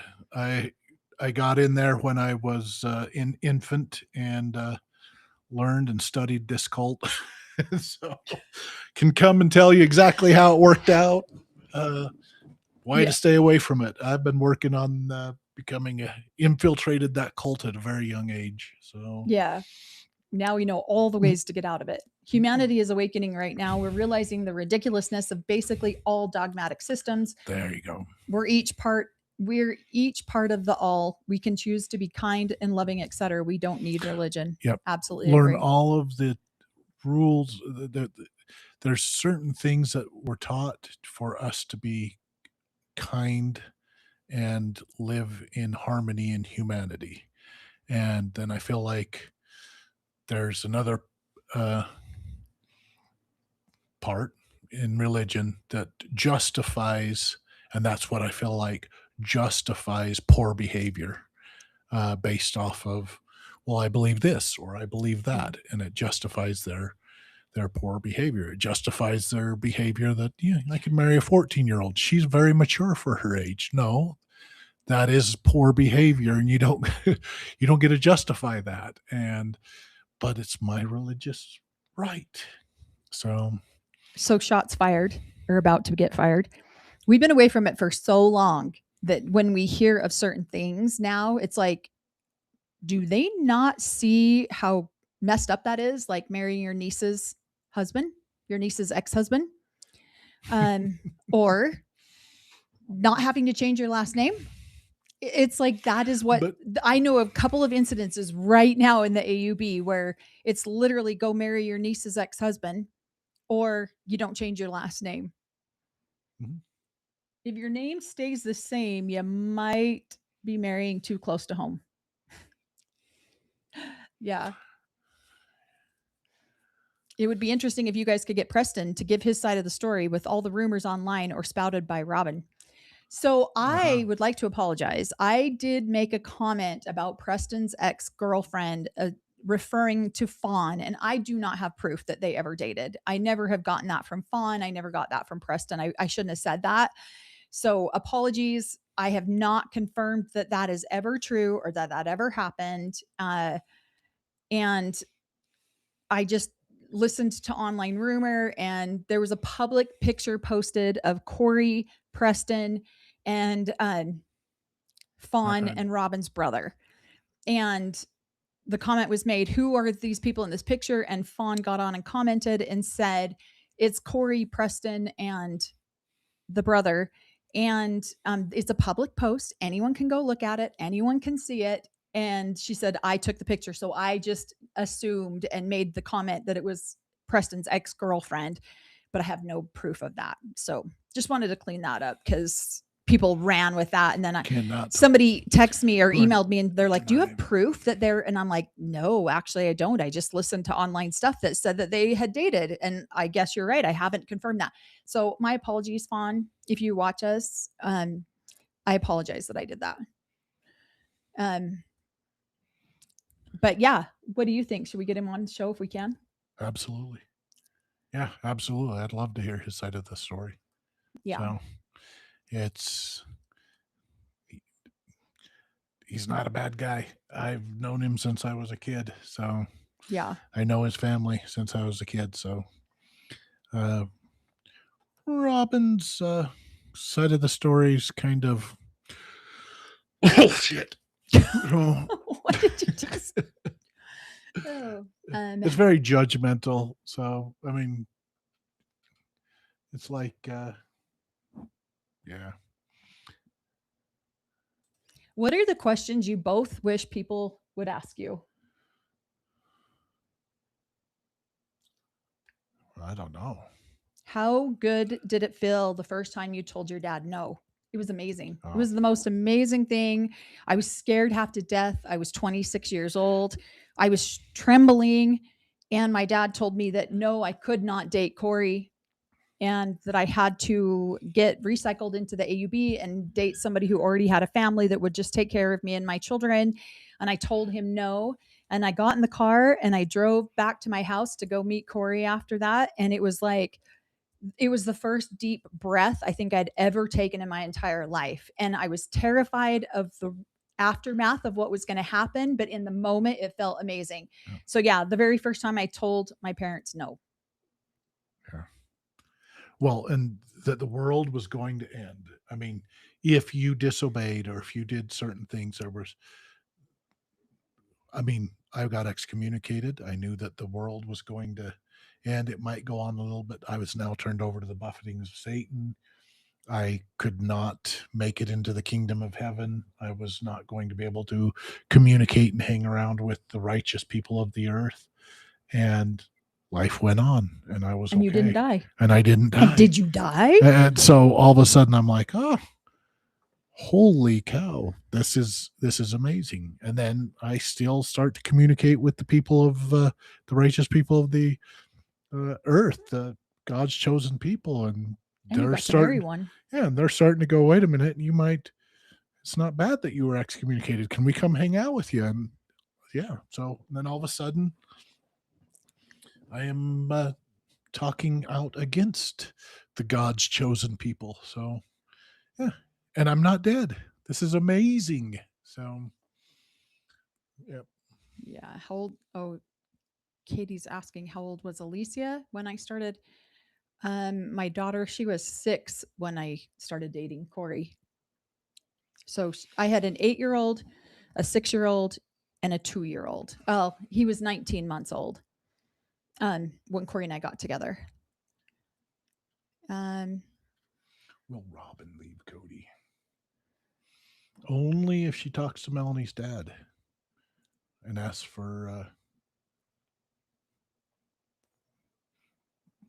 marriage advice. If she starts talking to Mel's dad and asking for marriage advice, yeah, she'll probably leave him and marry your dad. Okay, so I heard some news about that, about how my dad has tried to give some women a little bit more authority. Women who are on the brink of leaving. Now, this is 100% rumor. I should probably not even say this. And he's given them a little bit more authority to keep them hooked in to the AUB so that they don't leave, because I guess the numbers were plummeting after my dad came into power. And that's what's so crazy to me is it's like my dad, he's always been a disrespectful person to my mom, to other wives. But he at least pretended that he cared what women thought, where the other people, they didn't even pretend. They were just like, You're a woman. You don't matter. Where my dad at least gives off the vibe that he does care. And then he swipes your feet out from under you if you're a woman. And he's like, nope, no power for you. And so apparently he's No doing soup that for you. doing that for a couple of people, and got one woman that was out of the AUB completely, and he got her to come back. I never thought she would come back, and apparently she came back, and now she's remarried to somebody in there. And yeah, it's crazy town. Is she a deacon? No, she can't hold priesthood authority. Oh, You're wow. going too far. You're pushing this Okay, too far. okay. Why do you always Well, gotta push the envelope? What did he allow her to do? Get up and teach classes and talk, and yeah, Mm. like she got to get up and speak publicly and give her opinions publicly, and he didn't. As if she did hold the priesthood. Exactly. Yeah. Like, and You let a woman speak in this in front of all of us, and it gave her enough like belief in herself, apparently, that it was a false belief in herself, because then she went back and got remarried into it. So blows my mind. I've known this woman for years. I was stunned to hear that she went back. If Mel is writing a book, isn't it only fair for Corey to be writing a stand-up special about healing from the AUB? We need both.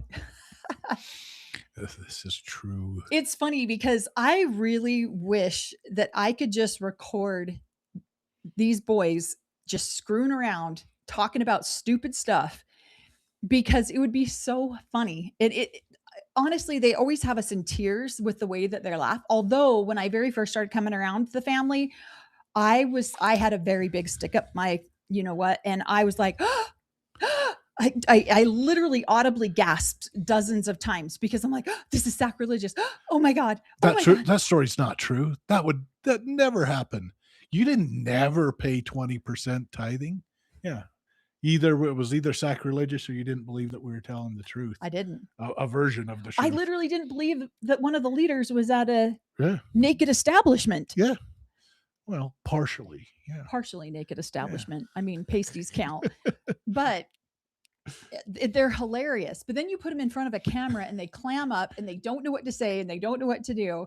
And then apparently I go meet an previous AUB girl, and this fool gets online all by himself, and he's cut his own stand-up show now.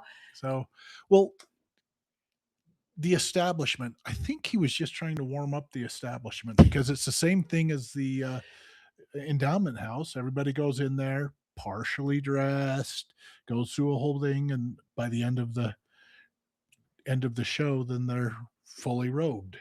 This establishment just did it backwards. So they were just testing out the two different yeah. What was it called? The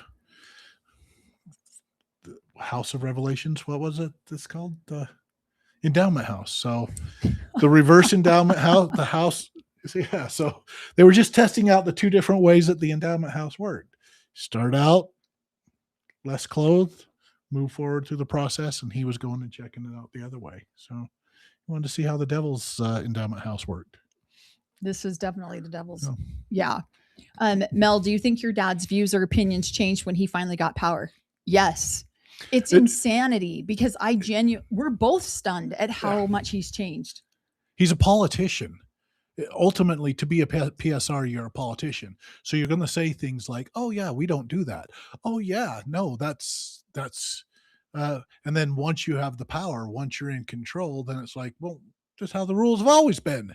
Yeah. Yeah, the rules have always been that I can take somebody's wife if I want to. Took your wife.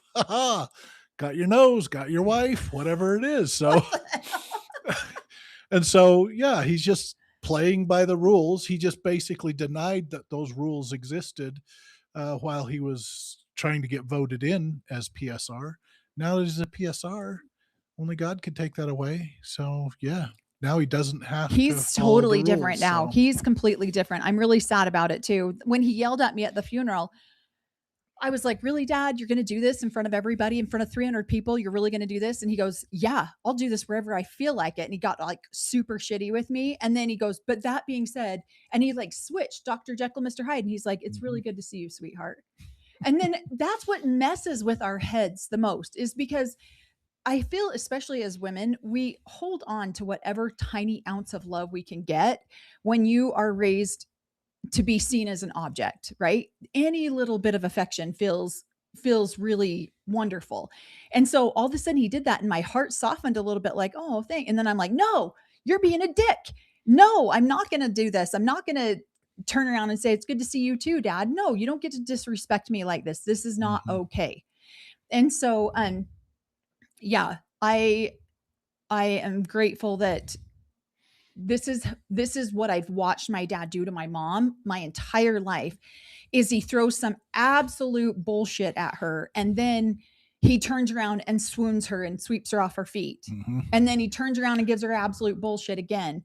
And women just fall for it over and over. I did for 10 years. I Yeah, stayed to in a be marriage that obedient. way because Stay in line. Mhm. This is my righteous. What is it?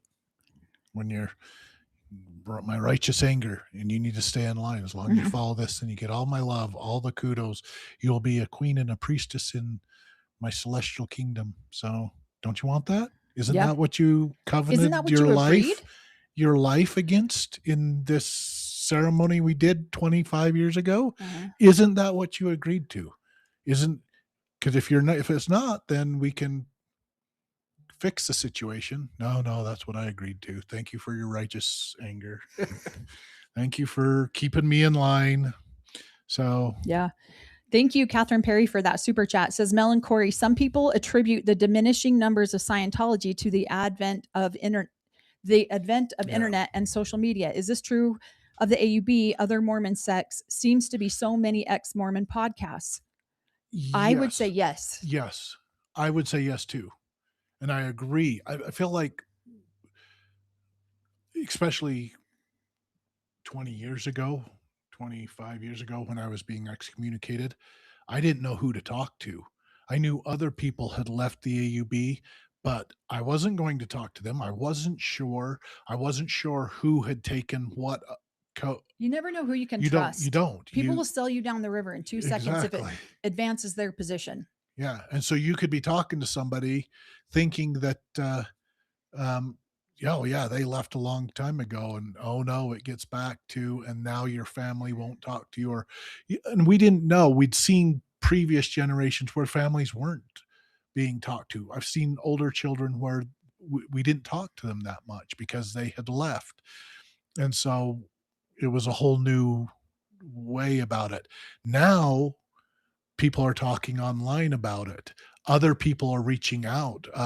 There's Facebook. A lot of us ex There is a Facebook Mormonism page for that ex-AUB members. reached out to people. Hey, I knew them. Going, are they still a part of it? You just never asked that kind of information of people. Let's see, you didn't ask about uh, their weight. You didn't ask about how much money they made, and you didn't ask if they were still a part of the AUB. And you didn't ask if they had premarital sex. That was one Yeah, you did not yeah. ask. And how many people do you know that did it? Well, yeah, There's certain they were just there's certain things you just didn't talk about. So now we're talking about it, and there was the fear of the unknown. gonna get sold down that river. That one guy who, and in the 70s and 80s, there were a lot of people that disappeared within different groups. So Yeah. it was wise. We didn't want to keep your disappear. mouth, Yeah. mouth shut. Back in the So, Ervil LeBaron days in the early 70s, people did disappear Yeah. all the time. In the AUB, people disappeared. you said the wrong thing to the wrong person and you disappeared. So Yes. Yeah. so, And we didn't really want to do that. But what's funny to me is that it is preached over the pulpit a lot. I hear this all the time. They're really discouraging people from using social media. And then it's so funny because my dad, I've heard this from several people, gets up in church and says, don't use social media, blah, blah, blah, really preaches against it. And then he gets up on Christmas Day and writes social media post. yeah, writes a social media From the post about Lord. what an adulteress, multi-covenant breaking adulteress I am. And then I see when he likes and comments on my siblings' things and family things. And so I think it's funny because you don't drink or do drugs, but I can drink and do drugs. You don't use social media, but I can use social media. You don't have yeah, If he's the mouthpiece of the Lord, did that Facebook it didn't start profile with us. just become God's profile? So He would need to change the title of it. yeah, but whatever he says on the social media profile now is the word of God.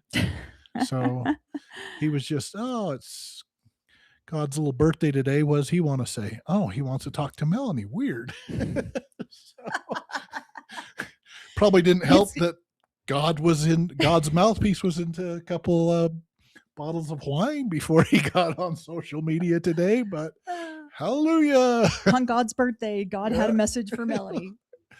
Yeah. Oh my God, that's funny. Let's see. I 100% agree with this. I believe all children should grow up religion free. Choosing to join at 18 or 21, okay. But there'd be an uproar from most religions if this were the law, since very few people would ever join a religion. I agree. With critical thinking.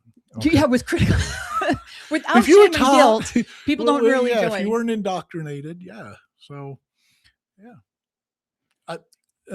I would love to we've talked to some of our kids. We've invited most of our kids onto our show.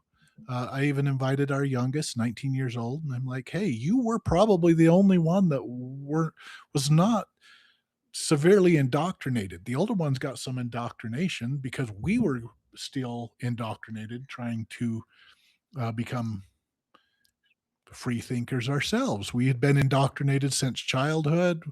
We're of course going to pass some of that down to our kids, and so he got the least of it, where he actually got a choice. If hey, there's these special rituals that go on, would you like to join in? He's like, is everybody going to be playing in the swimming pool? And I'm like, no, it'd just be you, and I'd probably be in there, and I'm going to push you under the water for a little bit. And he's like, I'll wait till I'm older. And he's 19 now. And he's like, yeah, I'd rather just hang out at the swimming pool with everybody. It's the same thing, right? And I'm like, yep, you're good to go. So he's the least indoctrinated of all of our children.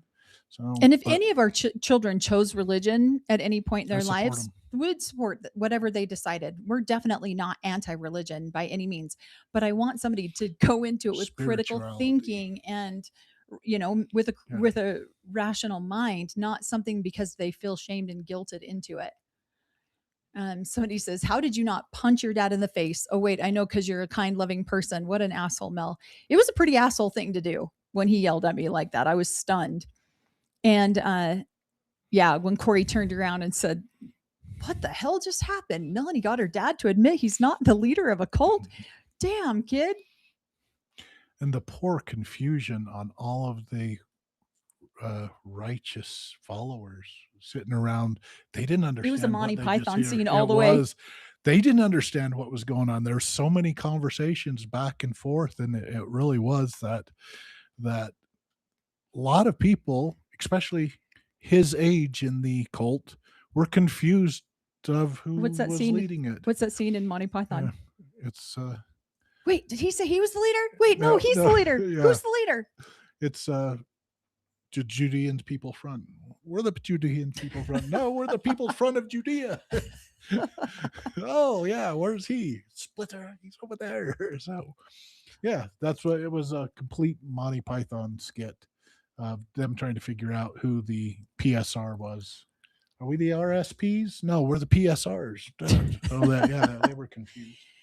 One of the girls that I was one of the girls I've been talking to recently, she said flat out, I believe that there are henchmen. Is that what it's called? Henchmen for the AUB, that there's somebody there who is coming to, and I'm like, I know. Yeah. That will do the bidding. In the Mormon church, you had Porter Rockwell. He did the bidding of Joseph. I don't think Joseph Smith, but Brigham Young. He did the bid. Yeah. He was called what is it? The assassinating angel? No.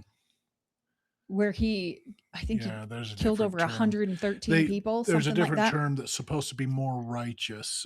Maybe Beth, when- do you know what that one is? Yeah. Or but it was something, he was avenging angel, something like angel. that. So he brings down the word of God, Mhm. and enforces the word of God Mhm. upon mankind. So more of an avenging angel of God. Yeah. Versus all these other ones, which are mobster based or things like that.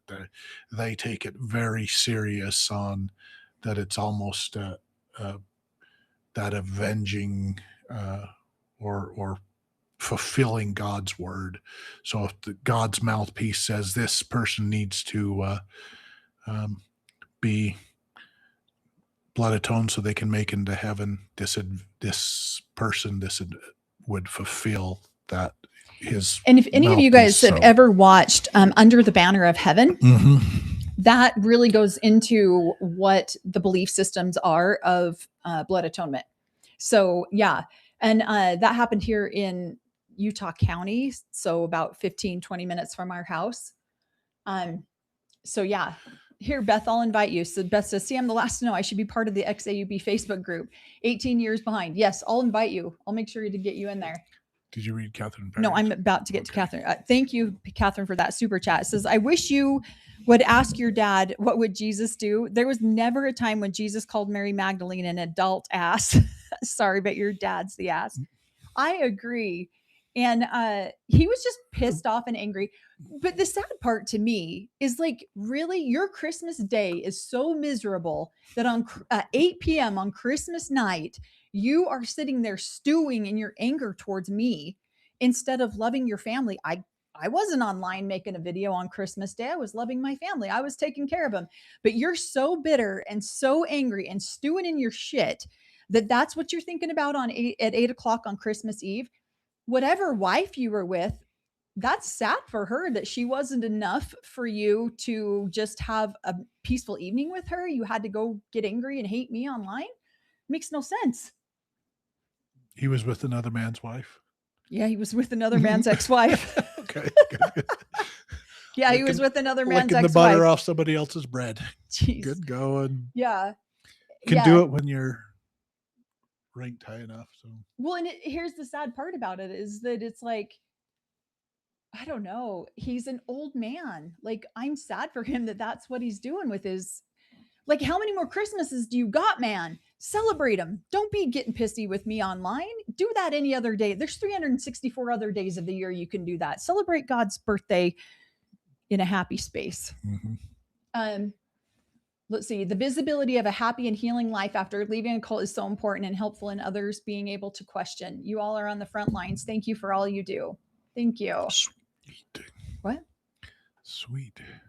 Let's see. Are there organizations that support members escaping the AUB to start their lives outside the cult, like the SPT Foundation helps ex-Scientologists? Yes.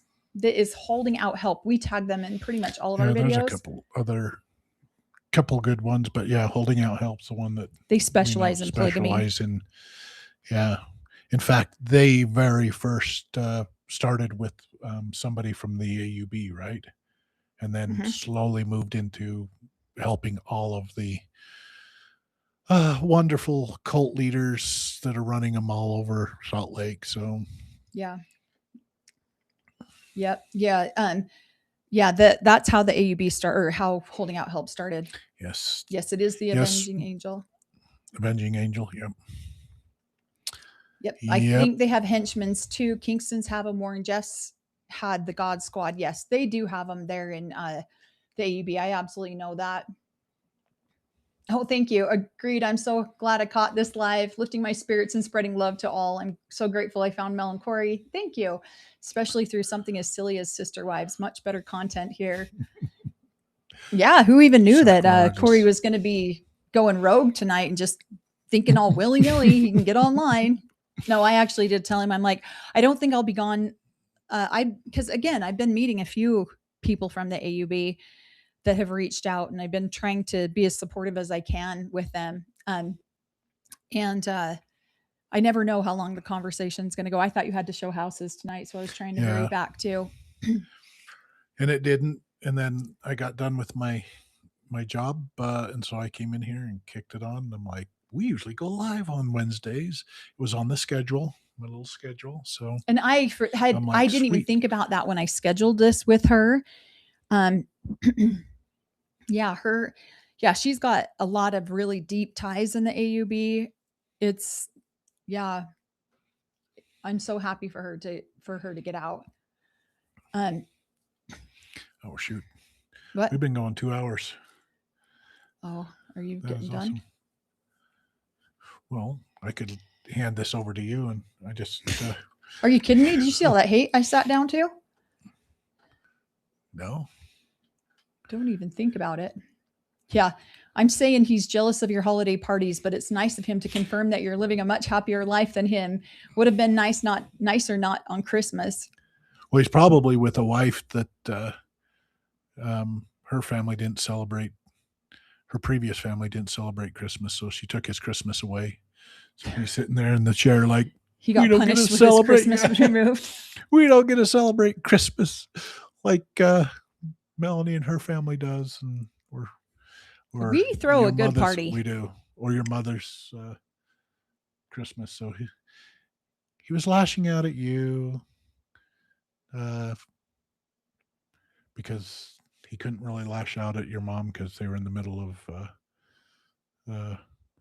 where if he lashed out verbally to or publicly to your mom, it might hurt him. In his in lawsuit. his lawsuit. Because they're So, still in their, I don't know if they're Yeah. still in their lawsuit. Now- I haven't. yeah, now he can do it to you. So Yeah. This Saturday, we're doing a bridal shower, and I even rented a slushy machine. And we're going to make Yeah. slushies, and we're going to make, I'm going to have vodka, tequila. we're the And weird rum. kind of parents. We like to celebrate even weddings where everybody at the wedding is happy and enjoying to come together and do that instead of having other wives weeping around the ceremony and having to fall in. So yeah, we're But doing what you're saying is so marriages- true. It is. We have fun, exciting. That everyone wants to do that. They want to come to a Christmas party because their Christmas party is more shame based. They want to come to our wedding get-togethers because everybody's happy and enjoying themselves. AUB weddings not are weeping. depressing as Yeah. hell. So The receptions are depressing. I've been to the endowment house and seen 2 different like second wife weddings. They're depressing. Everyone's crying. The original wife is crying. Like, it's a shit show. mhm. And so, yeah, this is going to be a fun party. And we're going to do, if you want vodka, you can have vodka. If you want tequila, you can have tequila. If you want, yeah. If you want another wife, go to a different Go to a wedding. different party. Yeah, party. Call grandpa. So yep. What's New achievement. Where? You started Alive Without Melanie. New Shut up. achievement. your I'm doing it from my your book? my book is amazing. So What's the question you hate the people ask you? am I a polygamist? Yeah. So no, I'm not a polygamist. My parents were. Parents were pretty cool, but that they did it. But no, I came from the religion, or I don't know. And it's nothing on people asking the questions. When somebody says, "Oh, do you still believe in this portion of it or that portion of it?" Like, I never did. And I'm like, "No, I'm because I feel like that I'm constant, but I'm also looking at that as, well, if they feel like that I have a belief system that is narrow-minded or unloving, please bring that to my attention because I want to constantly be improving and becoming more loving to my fellow man and Yeah. make them laugh and enjoy life." And so, but yeah, it's usually questions like, "Oh, are you still part of the AUB? So are these guys polygamists?" No. Do I look like a polygamist? Got short sleeves on, nothing up to my neck. No, I'm not a polygamist. So. I'm actually really proud of you because if you would have sat down with a button-up shirt, it would have been up to your neck. I usually have to would. unbutton it before we get started. I'm like, dude, take that off. But Yeah. I don't really have any questions that I don't like not that there's really no question that bothers me. The only thing that I do get bothered at is like, yeah, like when I first sat down, it's like Melanie needs to shut up. She talks over the top of Corey. So thanks for this comment, Luke. That's not a Tape. question. That's not a question, but it's a comment, and I appreciate that. So that gets really obnoxious sometimes. And it's like, if you don't want to hear it, then go to another channel. Like, there's a million other channels on YouTube. You don't have to watch ours. And I did a whole video you guys can click on and watch. I had to edit out all the dead space. So, and ask myself questions. That was very difficult. It felt like I was multiple personalities here having conversations back and forth. So. Yeah, because I was like, I have got to get a better attitude. I've had a very bad attitude lately. In fact, this will probably stun a lot of people. We have not even been talking for 3 days. Are we on 3 days or 4? Yeah, that's how long it's been. I have to look in my diary. We have not even had a conversation. We have not been talking for the last 3 days. It's been really rough around here. And so, been very quiet. You what? It's been very quiet. You're such a dick. No, it's actually been sad. So, has it been sad? Yeah. Oh, why? Because you're not funny. Usually you're really funny. So yeah, this is the most we've talked in 3 days. We kind of had an upset, and we're working through it, but instead of saying and being mean to each other or getting frustrated, then we just don't talk to each other. So we haven't talked in 3 days. And it's also good because we have got so much work done. So oh my God, our house is sparkling, clean, I the lawn. I ran on the treadmill so freaking hard last night. When we're not talking, it's just like, boom, we're getting so much I was like, this stuff stupid done. mother effer, and I'm on the treadmill running my face off. Got a poster of me right up there. So she's running towards me. So yeah. And so, no, that's not. Well, behind you. Yeah. I was like, get me away. But no, we literally have not.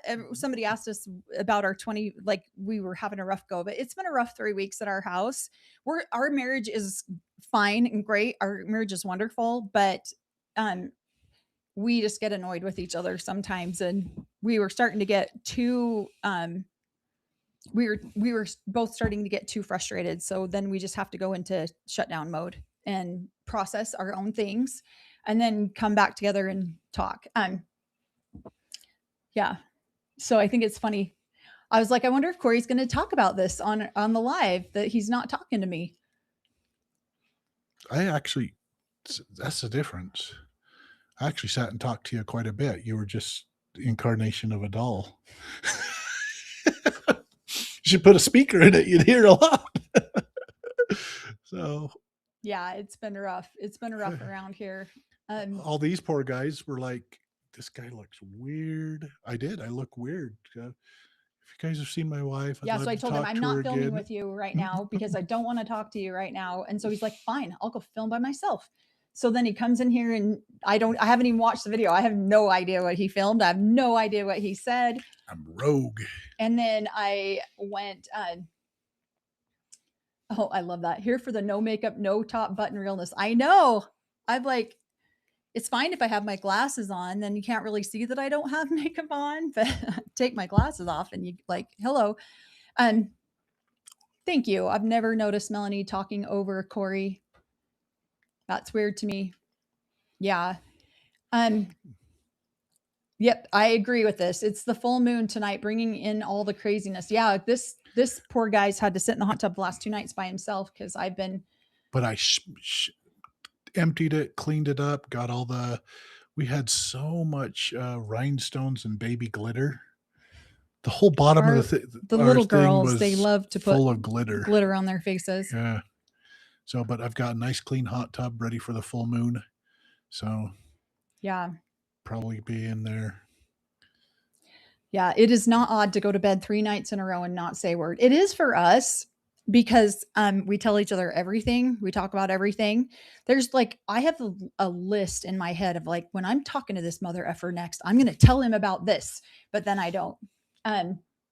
She does it in her sleep. So I get the full download in her sleep.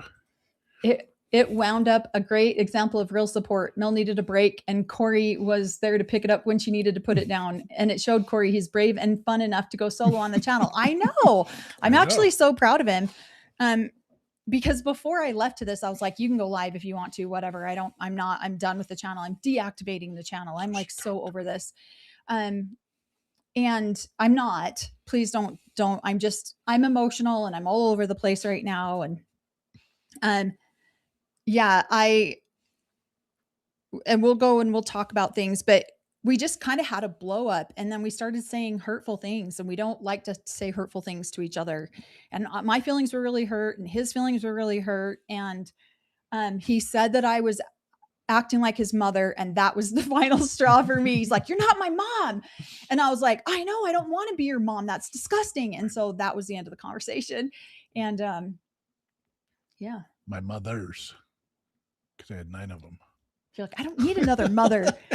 And I was like, I'm good because I don't want to be one. And so, yeah, so we just needed a break for a minute. And honestly, we have gotten so much shit done around our house. I ran on that treadmill like I have not ran on a treadmill in a hot minute. When I got divorced from my first husband, that was how I coped with a lot of the anxiety and the anger. Is I would literally a minimum of 3 to 5 miles a day, but I would mostly pump out 10 miles a day. And yeah, I went and got on that treadmill last night, and I was just like, God, I'm so sick and tired of him. And then came upstairs, and I was like, and then he goes outside to look at the hot tub, and I'm like, damn it, why does he have to be so sexy? Like, I just want to be mad at him. And now I just want to make out with him. And then it's a whole confusion. So bless Canadian. Sounds like you both are in need of a hot tub session. Love your honesty and vulnerability. It is refreshing. Thank you. Thanks for that super chat. Yeah, it's been, we literally, and I'm not even kidding when I say it, we have not talked to each other in is it been 3 days, maybe 4? Yeah, we've had pleasantries. Yeah. Yeah. What'd we do? Oh, it's nice to see you breathing. It's nice to see you woke up today and you didn't die. Oh, I promise she's still alive. I'm not some serial. true crime proof of life. Yeah. Yeah. See, you came and proved that you were alive. Yeah. I've been on this. I did a TikTok live. I did. Yeah, he did a YouTube TikTok live now. I did my own video. I had all these notes, and I'm like, I'm gonna forget these notes if I don't do my own video. So yep, put up my own video. I've been going to town. It's been great. And so so we've just been and I've been just in shower planning mode, bridal shower planning mode. I'm like, this is going to be the best shower I've ever done in my entire life, because I'm not talking to this fool. But we'll talk about it, and and honestly, it is menopause. Thanks, Jody. She says menopause sucks. And it has been really hard. It is kicking my ass. I feel like my emotions are, I mentioned earlier on the last live that I went and saw a medical medium, and he gave me some stuff, and he's like, within 2 hours, you're going to feel better. He's a liar. It did not work. And I don't think he's a medical medium. I think I got played. But I've been on this stuff now since Monday of last week.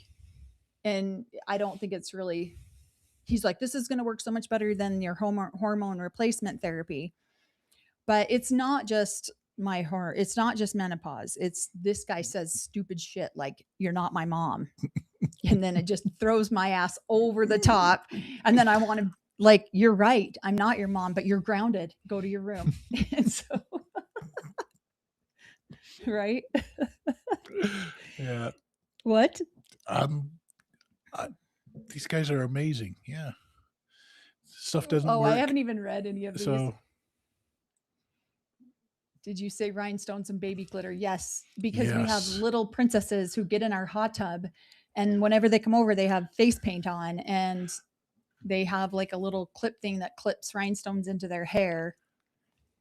And hair ties, popsicle sticks, yes, Band-Aids. I was like cleaning that, like, oh my gosh.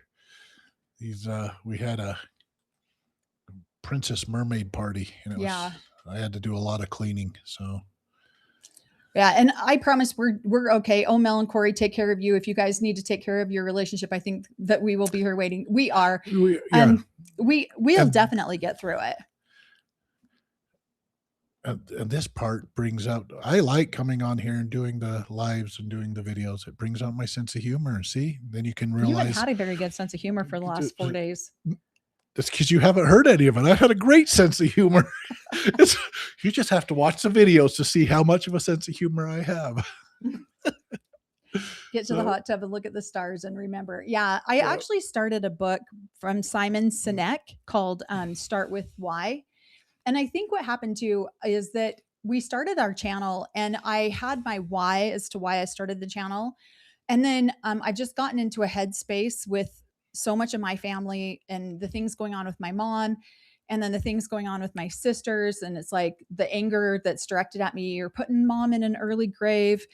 And so it's been a little bit tough. And then when our channel got kind of like attacked and demonetized, and our videos were getting, it felt like I lost track of my why of why did I want to start this channel? Why did I want to do this? Because, and then meeting with these girls from the AUB helps me remember. And they're like, please keep doing what you're doing. Please, like, you don't know how many of us are out there that are watching you guys. And we really do appreciate it. Like, she was very sweet to me tonight and just saying, please keep going. And so, and I think I just got so into I felt very victimized by so many things like that. I just forgot why I was doing it. Yeah.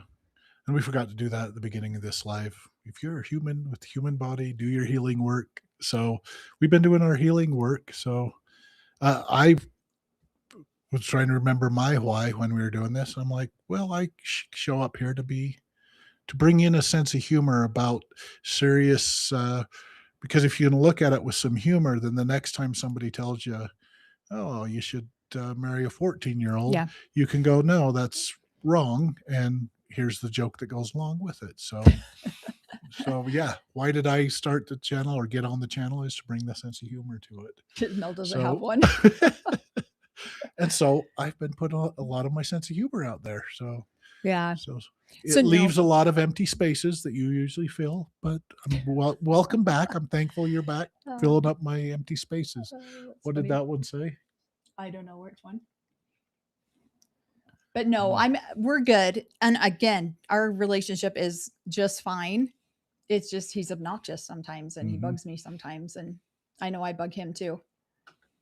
Yeah. And this is true. It's hard to only speak to your spouse when necessary when you're in a healthy relationship and know it's better to take a minute. There's so many times that I'm like, oh shit, I'm not talking to him. And then I'm like, oh hell, God, could you just come in here and apologize to me so that we can start talking again? And I'm just walking around, lerping around. I'm just lerping around, just doo, doo, doo, doo, doo, doo, doo. That's not true. Marriage is better quiet at times than fight and have to take things back. You for not talk are doing great. Yeah. And honestly, that's where we were. We were just taking a break from a minute and we'll be fine tonight. Now we'll go get in the hot tub tonight. And I've definitely been touching a lot of grass, been out there. Yeah. Thank you. You have banter. You compliment each other. I've never thought you talked over Corey. They don't have to watch. Mhm. I agree. I I just know. said- This is my favorite part about Corey. Corey and that cocked eyebrow. I don't know how the Mhm. hell you do it. Oh, it's just, it's Uh, only hair. It's big long hair that hooks up in the back, and I just pull it from behind. I don't know. that is genius. And this is very true. You know how much shit Corey's gotten done in the last 2 days? I pull into the garage and it is like, good job. Yeah. Yeah. I'm impressed. I- I'm stunned. The only problem is now I have to move a lot of it back in because I filled up all the garbage cans and I can't have that out on the side of the Yeah. thing for the party. So I'll have to mess it up again for a little bit. Watching your face as you processed the missed chance to try for a makeout session. I was, and I'm not even kidding. Like you went out to the hot tub and I'm standing there at the back door. I'm like, gosh damn it. Why does he have to be so sexy and annoying at the same time? Like I want to make out with him and lock him out of the house at the same time. And he's breathing. And he's still If he would breathing. stop breathing, man, I'd make out with that corpse. So Yeah.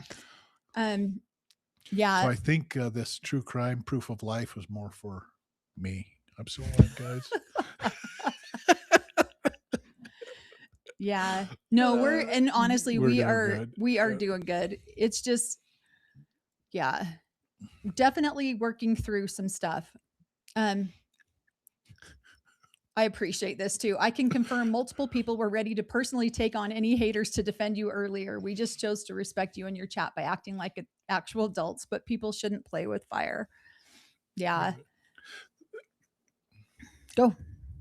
No, I was just going to say, yeah, when I accidentally said, well, you're not my mom, it's because my mom said, if you don't say anything, if you can't say anything nice, don't say anything at all. And so that's what we were doing. We were doing what mom said. We weren't saying anything nice, so we weren't saying anything at all. So yeah, I was petering around doing my own little thing. You didn't get to see all the goofy stuff that I was doing. My toe that I broke, nothing. he literally, I think, either severely sprained it or broke it. I'm like, what did you do now? Like, I don't even feel sorry for him. And then I looked at it and I'm like, okay, I feel sorry for you.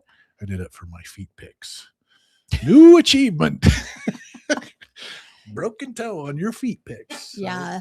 Married 40. Congratulations on 43 years. It's, yeah, you would think that. I'm like, it's our anniversary weekend. It's the one weekend a year I really look forward to, because again, we've said this before, that in the AUB, like, you get 2 guaranteed weekends, your birthday and your anniversary. And that's about it. And even though we get way more than that, it's still kind of a mental thing. It's like, it's our birthday, it's our anniversary. Like, we got to do. And so, and it just, things just started going south real quick, and work got in the way, and that was fine. But then other, and then it's like, yeah. And so if you can't say anything nice, don't say anything at all. So both of us were processing through, both of us went to our corners. Yeah, you guys are doing pretty well for a couple that live together and work together. I've always heard that as stress in a relationship. Yeah, and God, what did you say to me yesterday? It made me feel so good. You're like, well, it sucks when my best friend isn't talking to me. You walked away, and I was like, oh, really? Well, that's how I feel too. But I can't remember what you said. I don't know. They were doozies. They're one-liners I was working with. I have a whole book of them. I'm like, what could I say today? Oh. And I think he is so cute. She's a lesbian, and she means no harm by saying that. Oh, that's appreciated. I never get offended. I know he's adorable. I know he's sweet, and I know he's cute. And so I never get offended by that. It's funny. There was a girl in our office one time who was in love with Corey, and he didn't see it. And he was just very kind to her. He was very not very many people were kind to her. She was very, very overweight. And so people were not nice. And Corey's just naturally kind.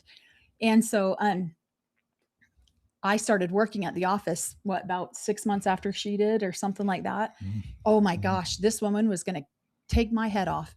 She was so in love with Corey. And I'm like, she's in love with you. And he's like, no, she's not. And I'm all, yeah, she is. And so then we go to the Christmas party. I'm like, she dressed up just for you. Corey's like, shut up. No, she didn't. And then Corey decides he's going to move offices, and she writes him this long love letter, very long love letter. And she has this whole story made up in her mind that Corey's going to leave me for her.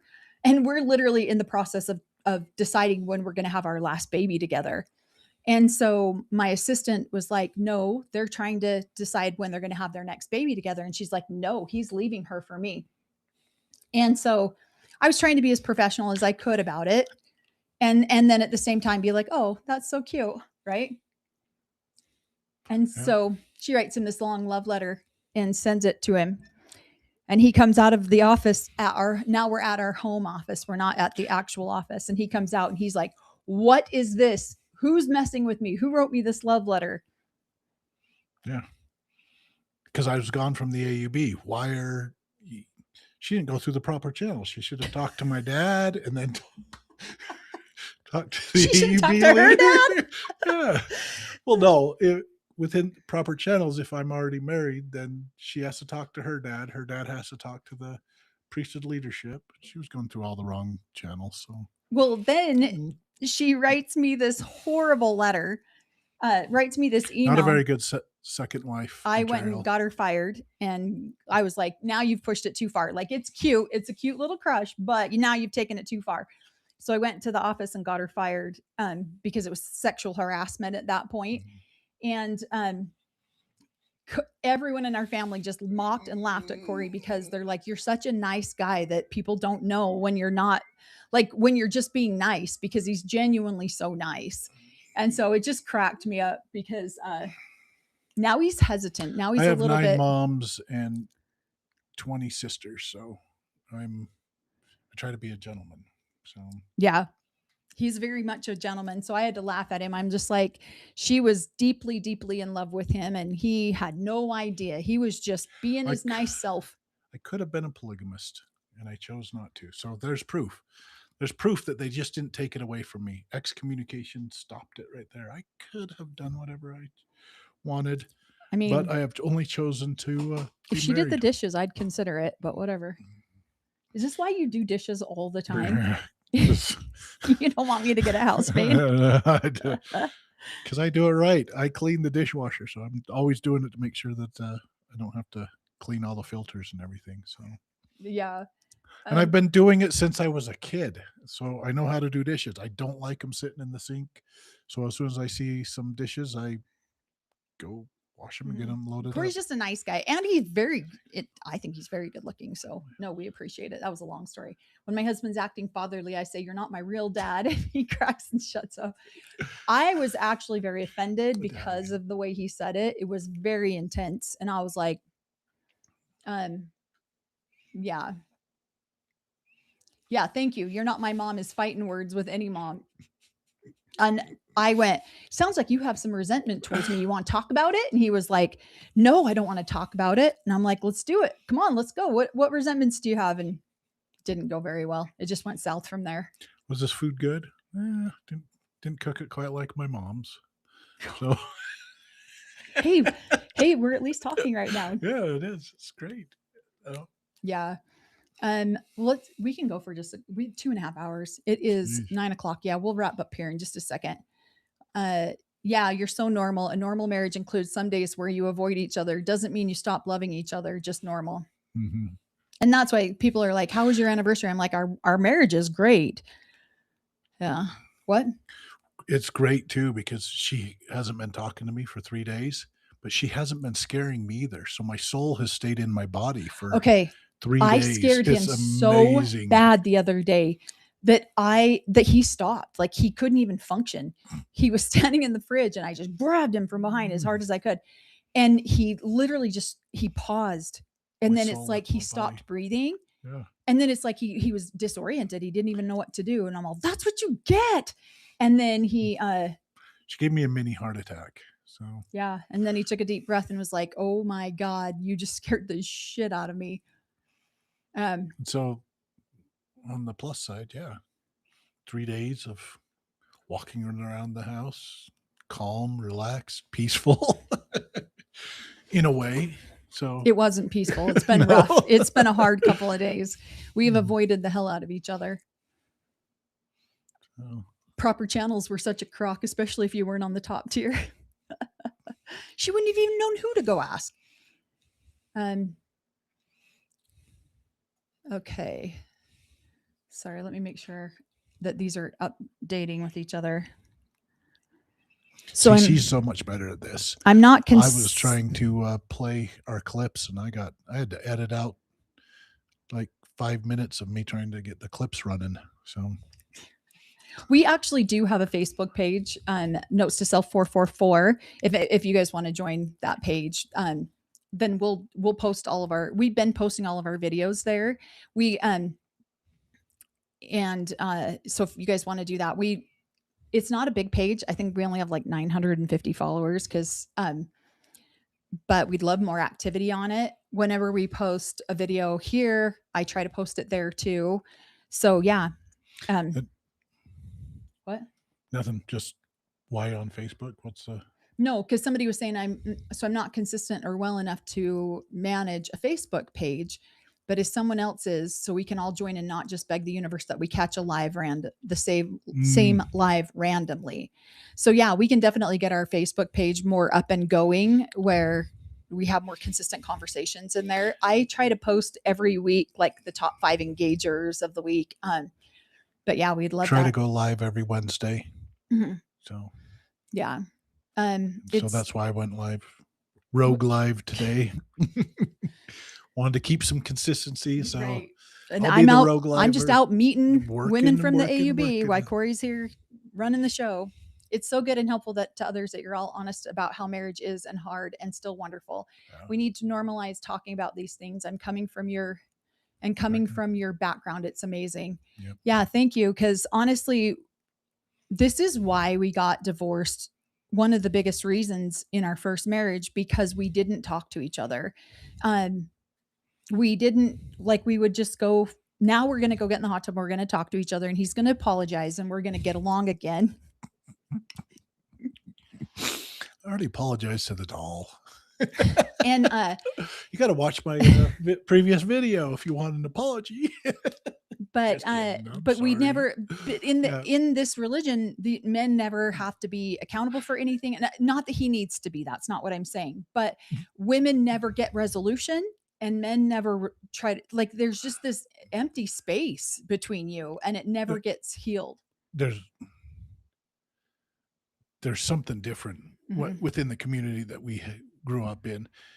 There isn't open communication. There isn't us working out things together. Usually it was bringing in a third party, whether that's Therapist. It wasn't within the community. It wasn't a therapist. It was leadership or a prayer. And then your feelings or my feelings didn't matter.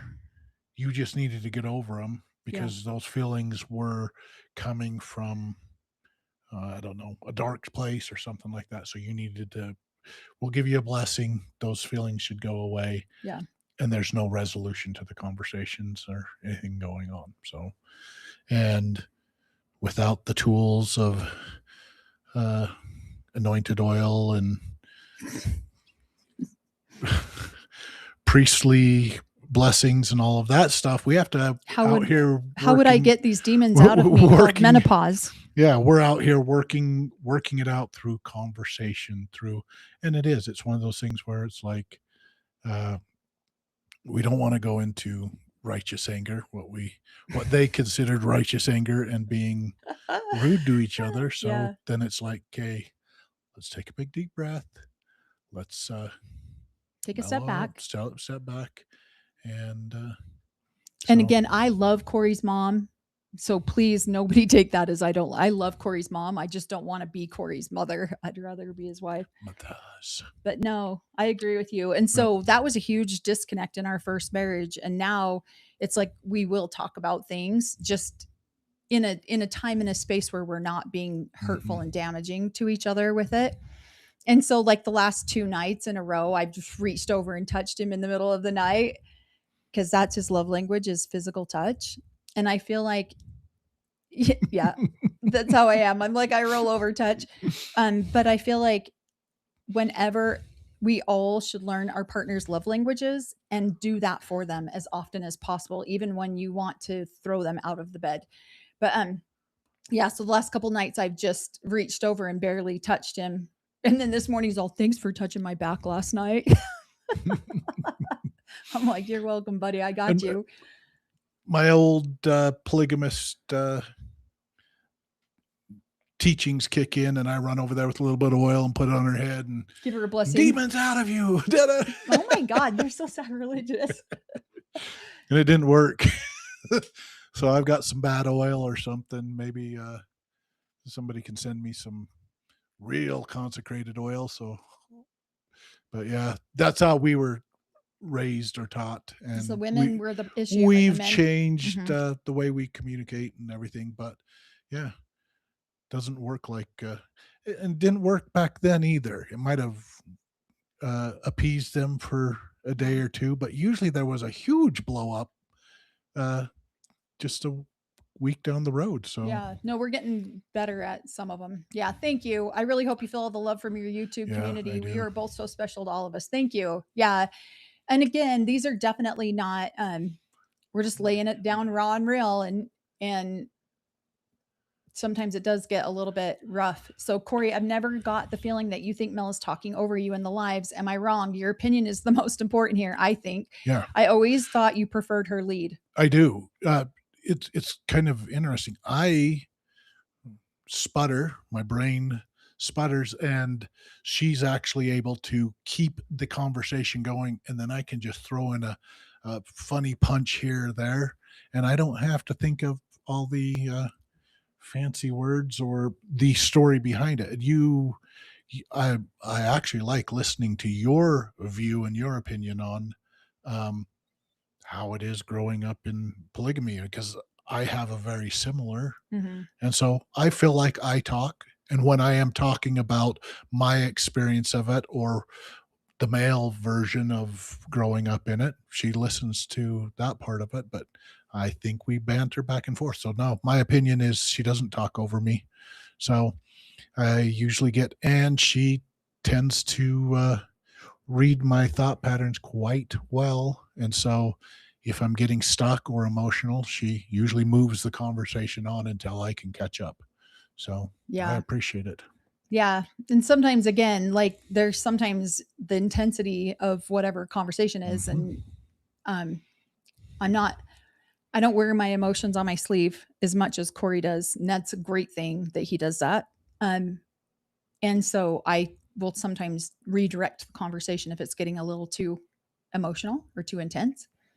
As a verbose mother effer myself, I talk over people when I don't mean to. Some people don't mind it, some people do. It's always helpful for me to remember to do it less, but it is also how I am. No shame. Yeah, I feel like it is something that it's funny because I was telling our oldest, I was like, yeah, somebody on Reddit said this. I don't know, this is a year ago. This has been the number one complaint about our channel is that I talk over Corey. He does it too, though, because he goes, and then he won't finish his thought. And so I was telling that to my son, I don't know, about a little over, and he's like, well, they're not wrong. Well, shut up, kid. But so it is, Okay. yeah. And so it is something that I've appreciated the feedback, and I've tried to take the feedback, and we don't know what we're doing. We're too, according to Reddit, we're two uneducated assholes on the internet with an opinion, and we could go back to school and educate ourselves more than we should be healing. And so it's like we don't know what we're doing. We're making this up as we go along, and we have never done this before. And it's scary enough to share your trauma in just therapy. It's a whole different thing to share it to 200 people on a live. And so yeah, you just sit over there with a shit ass grin on your face. Yeah, and the Reddit thread is not the real PSR, or at the not real PSR. So thank you at the not real PSR Yeah. for trashing us on Reddit. We know who you are. So you are not the real PSR. Yeah. So, Yeah. So I constantly tell people my wife is smarter than me, so I don't mind letting her lead. yep. Yeah. And honestly, I think when's Corey's birthday? He's in Aquarius. Beginning of the year. Yep, he's at the end of January. What was I just gonna say? Damn it. Oh well. But yeah, we enjoy the talking. Oh, so he's like, I'm gonna make a video, and I'm like, well, I'm done, right? I'm just getting my ass kicked everywhere right now.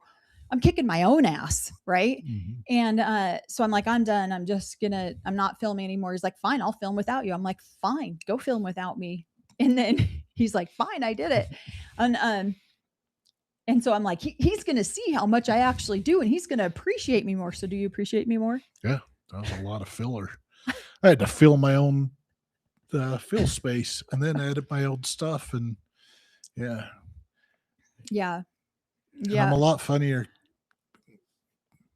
You set up the joke, I'm able to hit the punchline. When I'm doing it, I don't know, I'm not quite as right off the cuff with the punchline.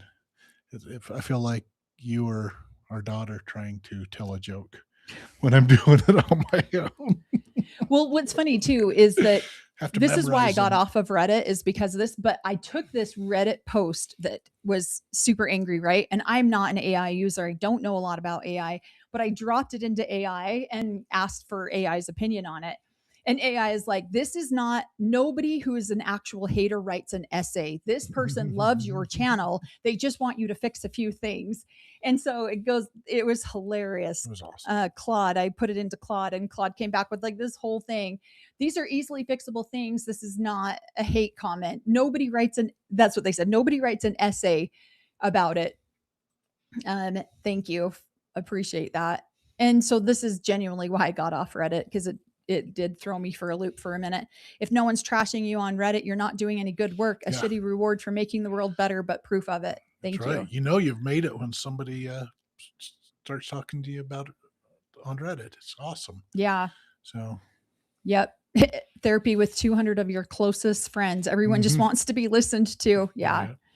Yeah. I appreciate this one. Don't sell yourself short. You are more educated than you think. Sometimes self-taught is better than school. You never stop learning. Yeah. And I agree. I just definitely, I think it's just been hard with some of the hate I've gotten from my family. I think that's but yeah. I think that's been a little bit, it's probably more made up in my mind than it actually is. I'm a recovering people pleaser and I don't like it.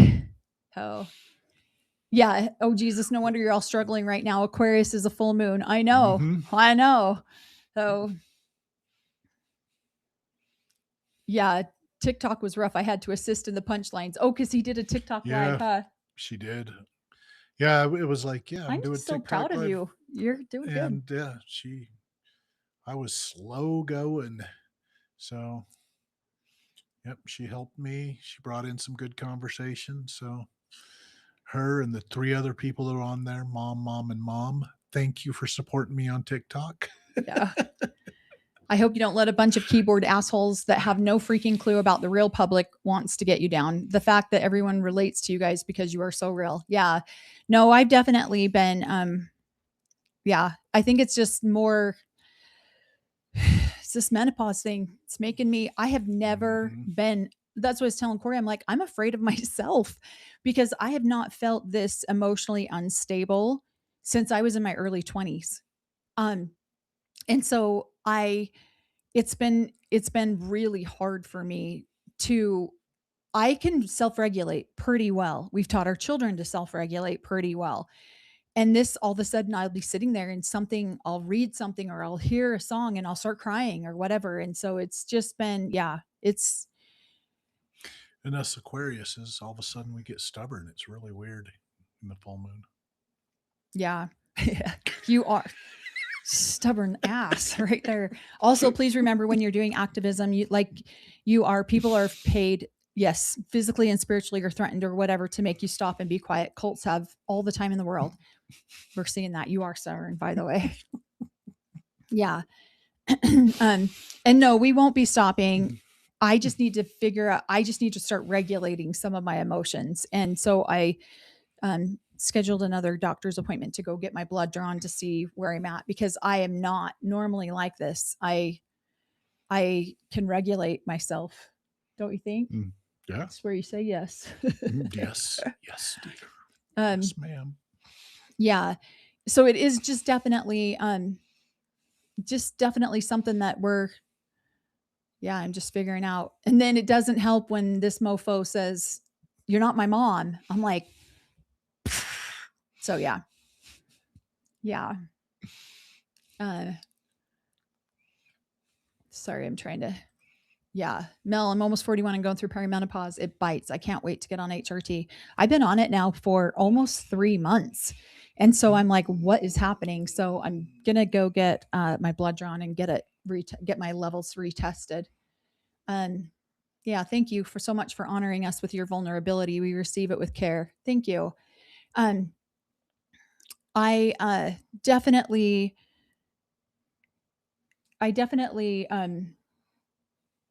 Feel that. Thank you. Yeah. I'll get there. I promise. My brain just went totally blank. I know. We've been doing this 244. Yeah, we can wrap up here. Mel, I hope you know that you're our sister and are supported. I'm so sorry your family isn't holding you up. Yeah, thank you. Yeah, it's been really shitty. It's been really hard. So, They are supporting the leaders. You got to support the PSR every once in a while. You're hooked on some pretty long coattails there, and so you don't want to. You might think it privately, but you don't want to publicly say anything yeah. that would offend the Lord's anointed, in case his avenging angels are around, or in case this is the truth and you need to be hooked onto those coattails to get into heaven. So No, and I definitely know that this is going to be a good one for me. And when I meet with people like I did today from, ex-women from the AUB's Yeah. ex-women, it does motivate me and it does remind me that there's reasons to keep going, So within the LDS church, they send out missionaries at 18 and try to teach people on the gospel and to bring them in and to build up the church. And so I feel like that the AUB didn't get that memo, but they did train people like us through their hypocrisy and through all of their stuff to, if you will, preach why not to be a part of the AUB. And so I think we've probably taken more or encouraged more people to leave the AUB and that's, I think, where the frustration is with her family. So yeah. quit teaching. You just be quiet and let people live the way they want to. So Yeah. But thank you guys all. How are you feeling? You're about ready to wrap up. It is almost Sure. 9:30 here. Yeah. So we're going to go out and get I in the want hot to tub. thank everybody for coming on and supporting me and cheering me on until my sidekick kicked in. So my beautiful sidekick. So Yeah, Corey, you should give me a hug tonight. Okay. Since you haven't talked to me for 3 days. Oh, but yeah, everyone, thank you so much. We really truly appreciate how wonderful you guys have been in the comment section. We genuinely appreciate it. 2 things are going to happen because I messed up the beginning of this live and told that she had 15 mothers growing up and 352 things. Her mom will call and correct her, so she'll have a conversation with her mom and I'll give her a hug. We'll have some physical hugs. 2 miracles are going to happen tonight. My mom will not call me. It's okay. 2 miracles are going to happen. Watch, your mom will call just to correct what I said. So I have a way about me to get things to work. So Yeah. So so if her mom calls, they didn't take all my priesthood away. So I still have a little spark of priesthood here if her mom calls. If not, they might have taken it all away. Most likely they took it all away. So, but we love you guys. Thank you for hanging out with us tonight. Thank you for supporting me on my first solo. So live, which turned into a duo. So thank you guys all so much. Everyone have a wonderful night. Thanks.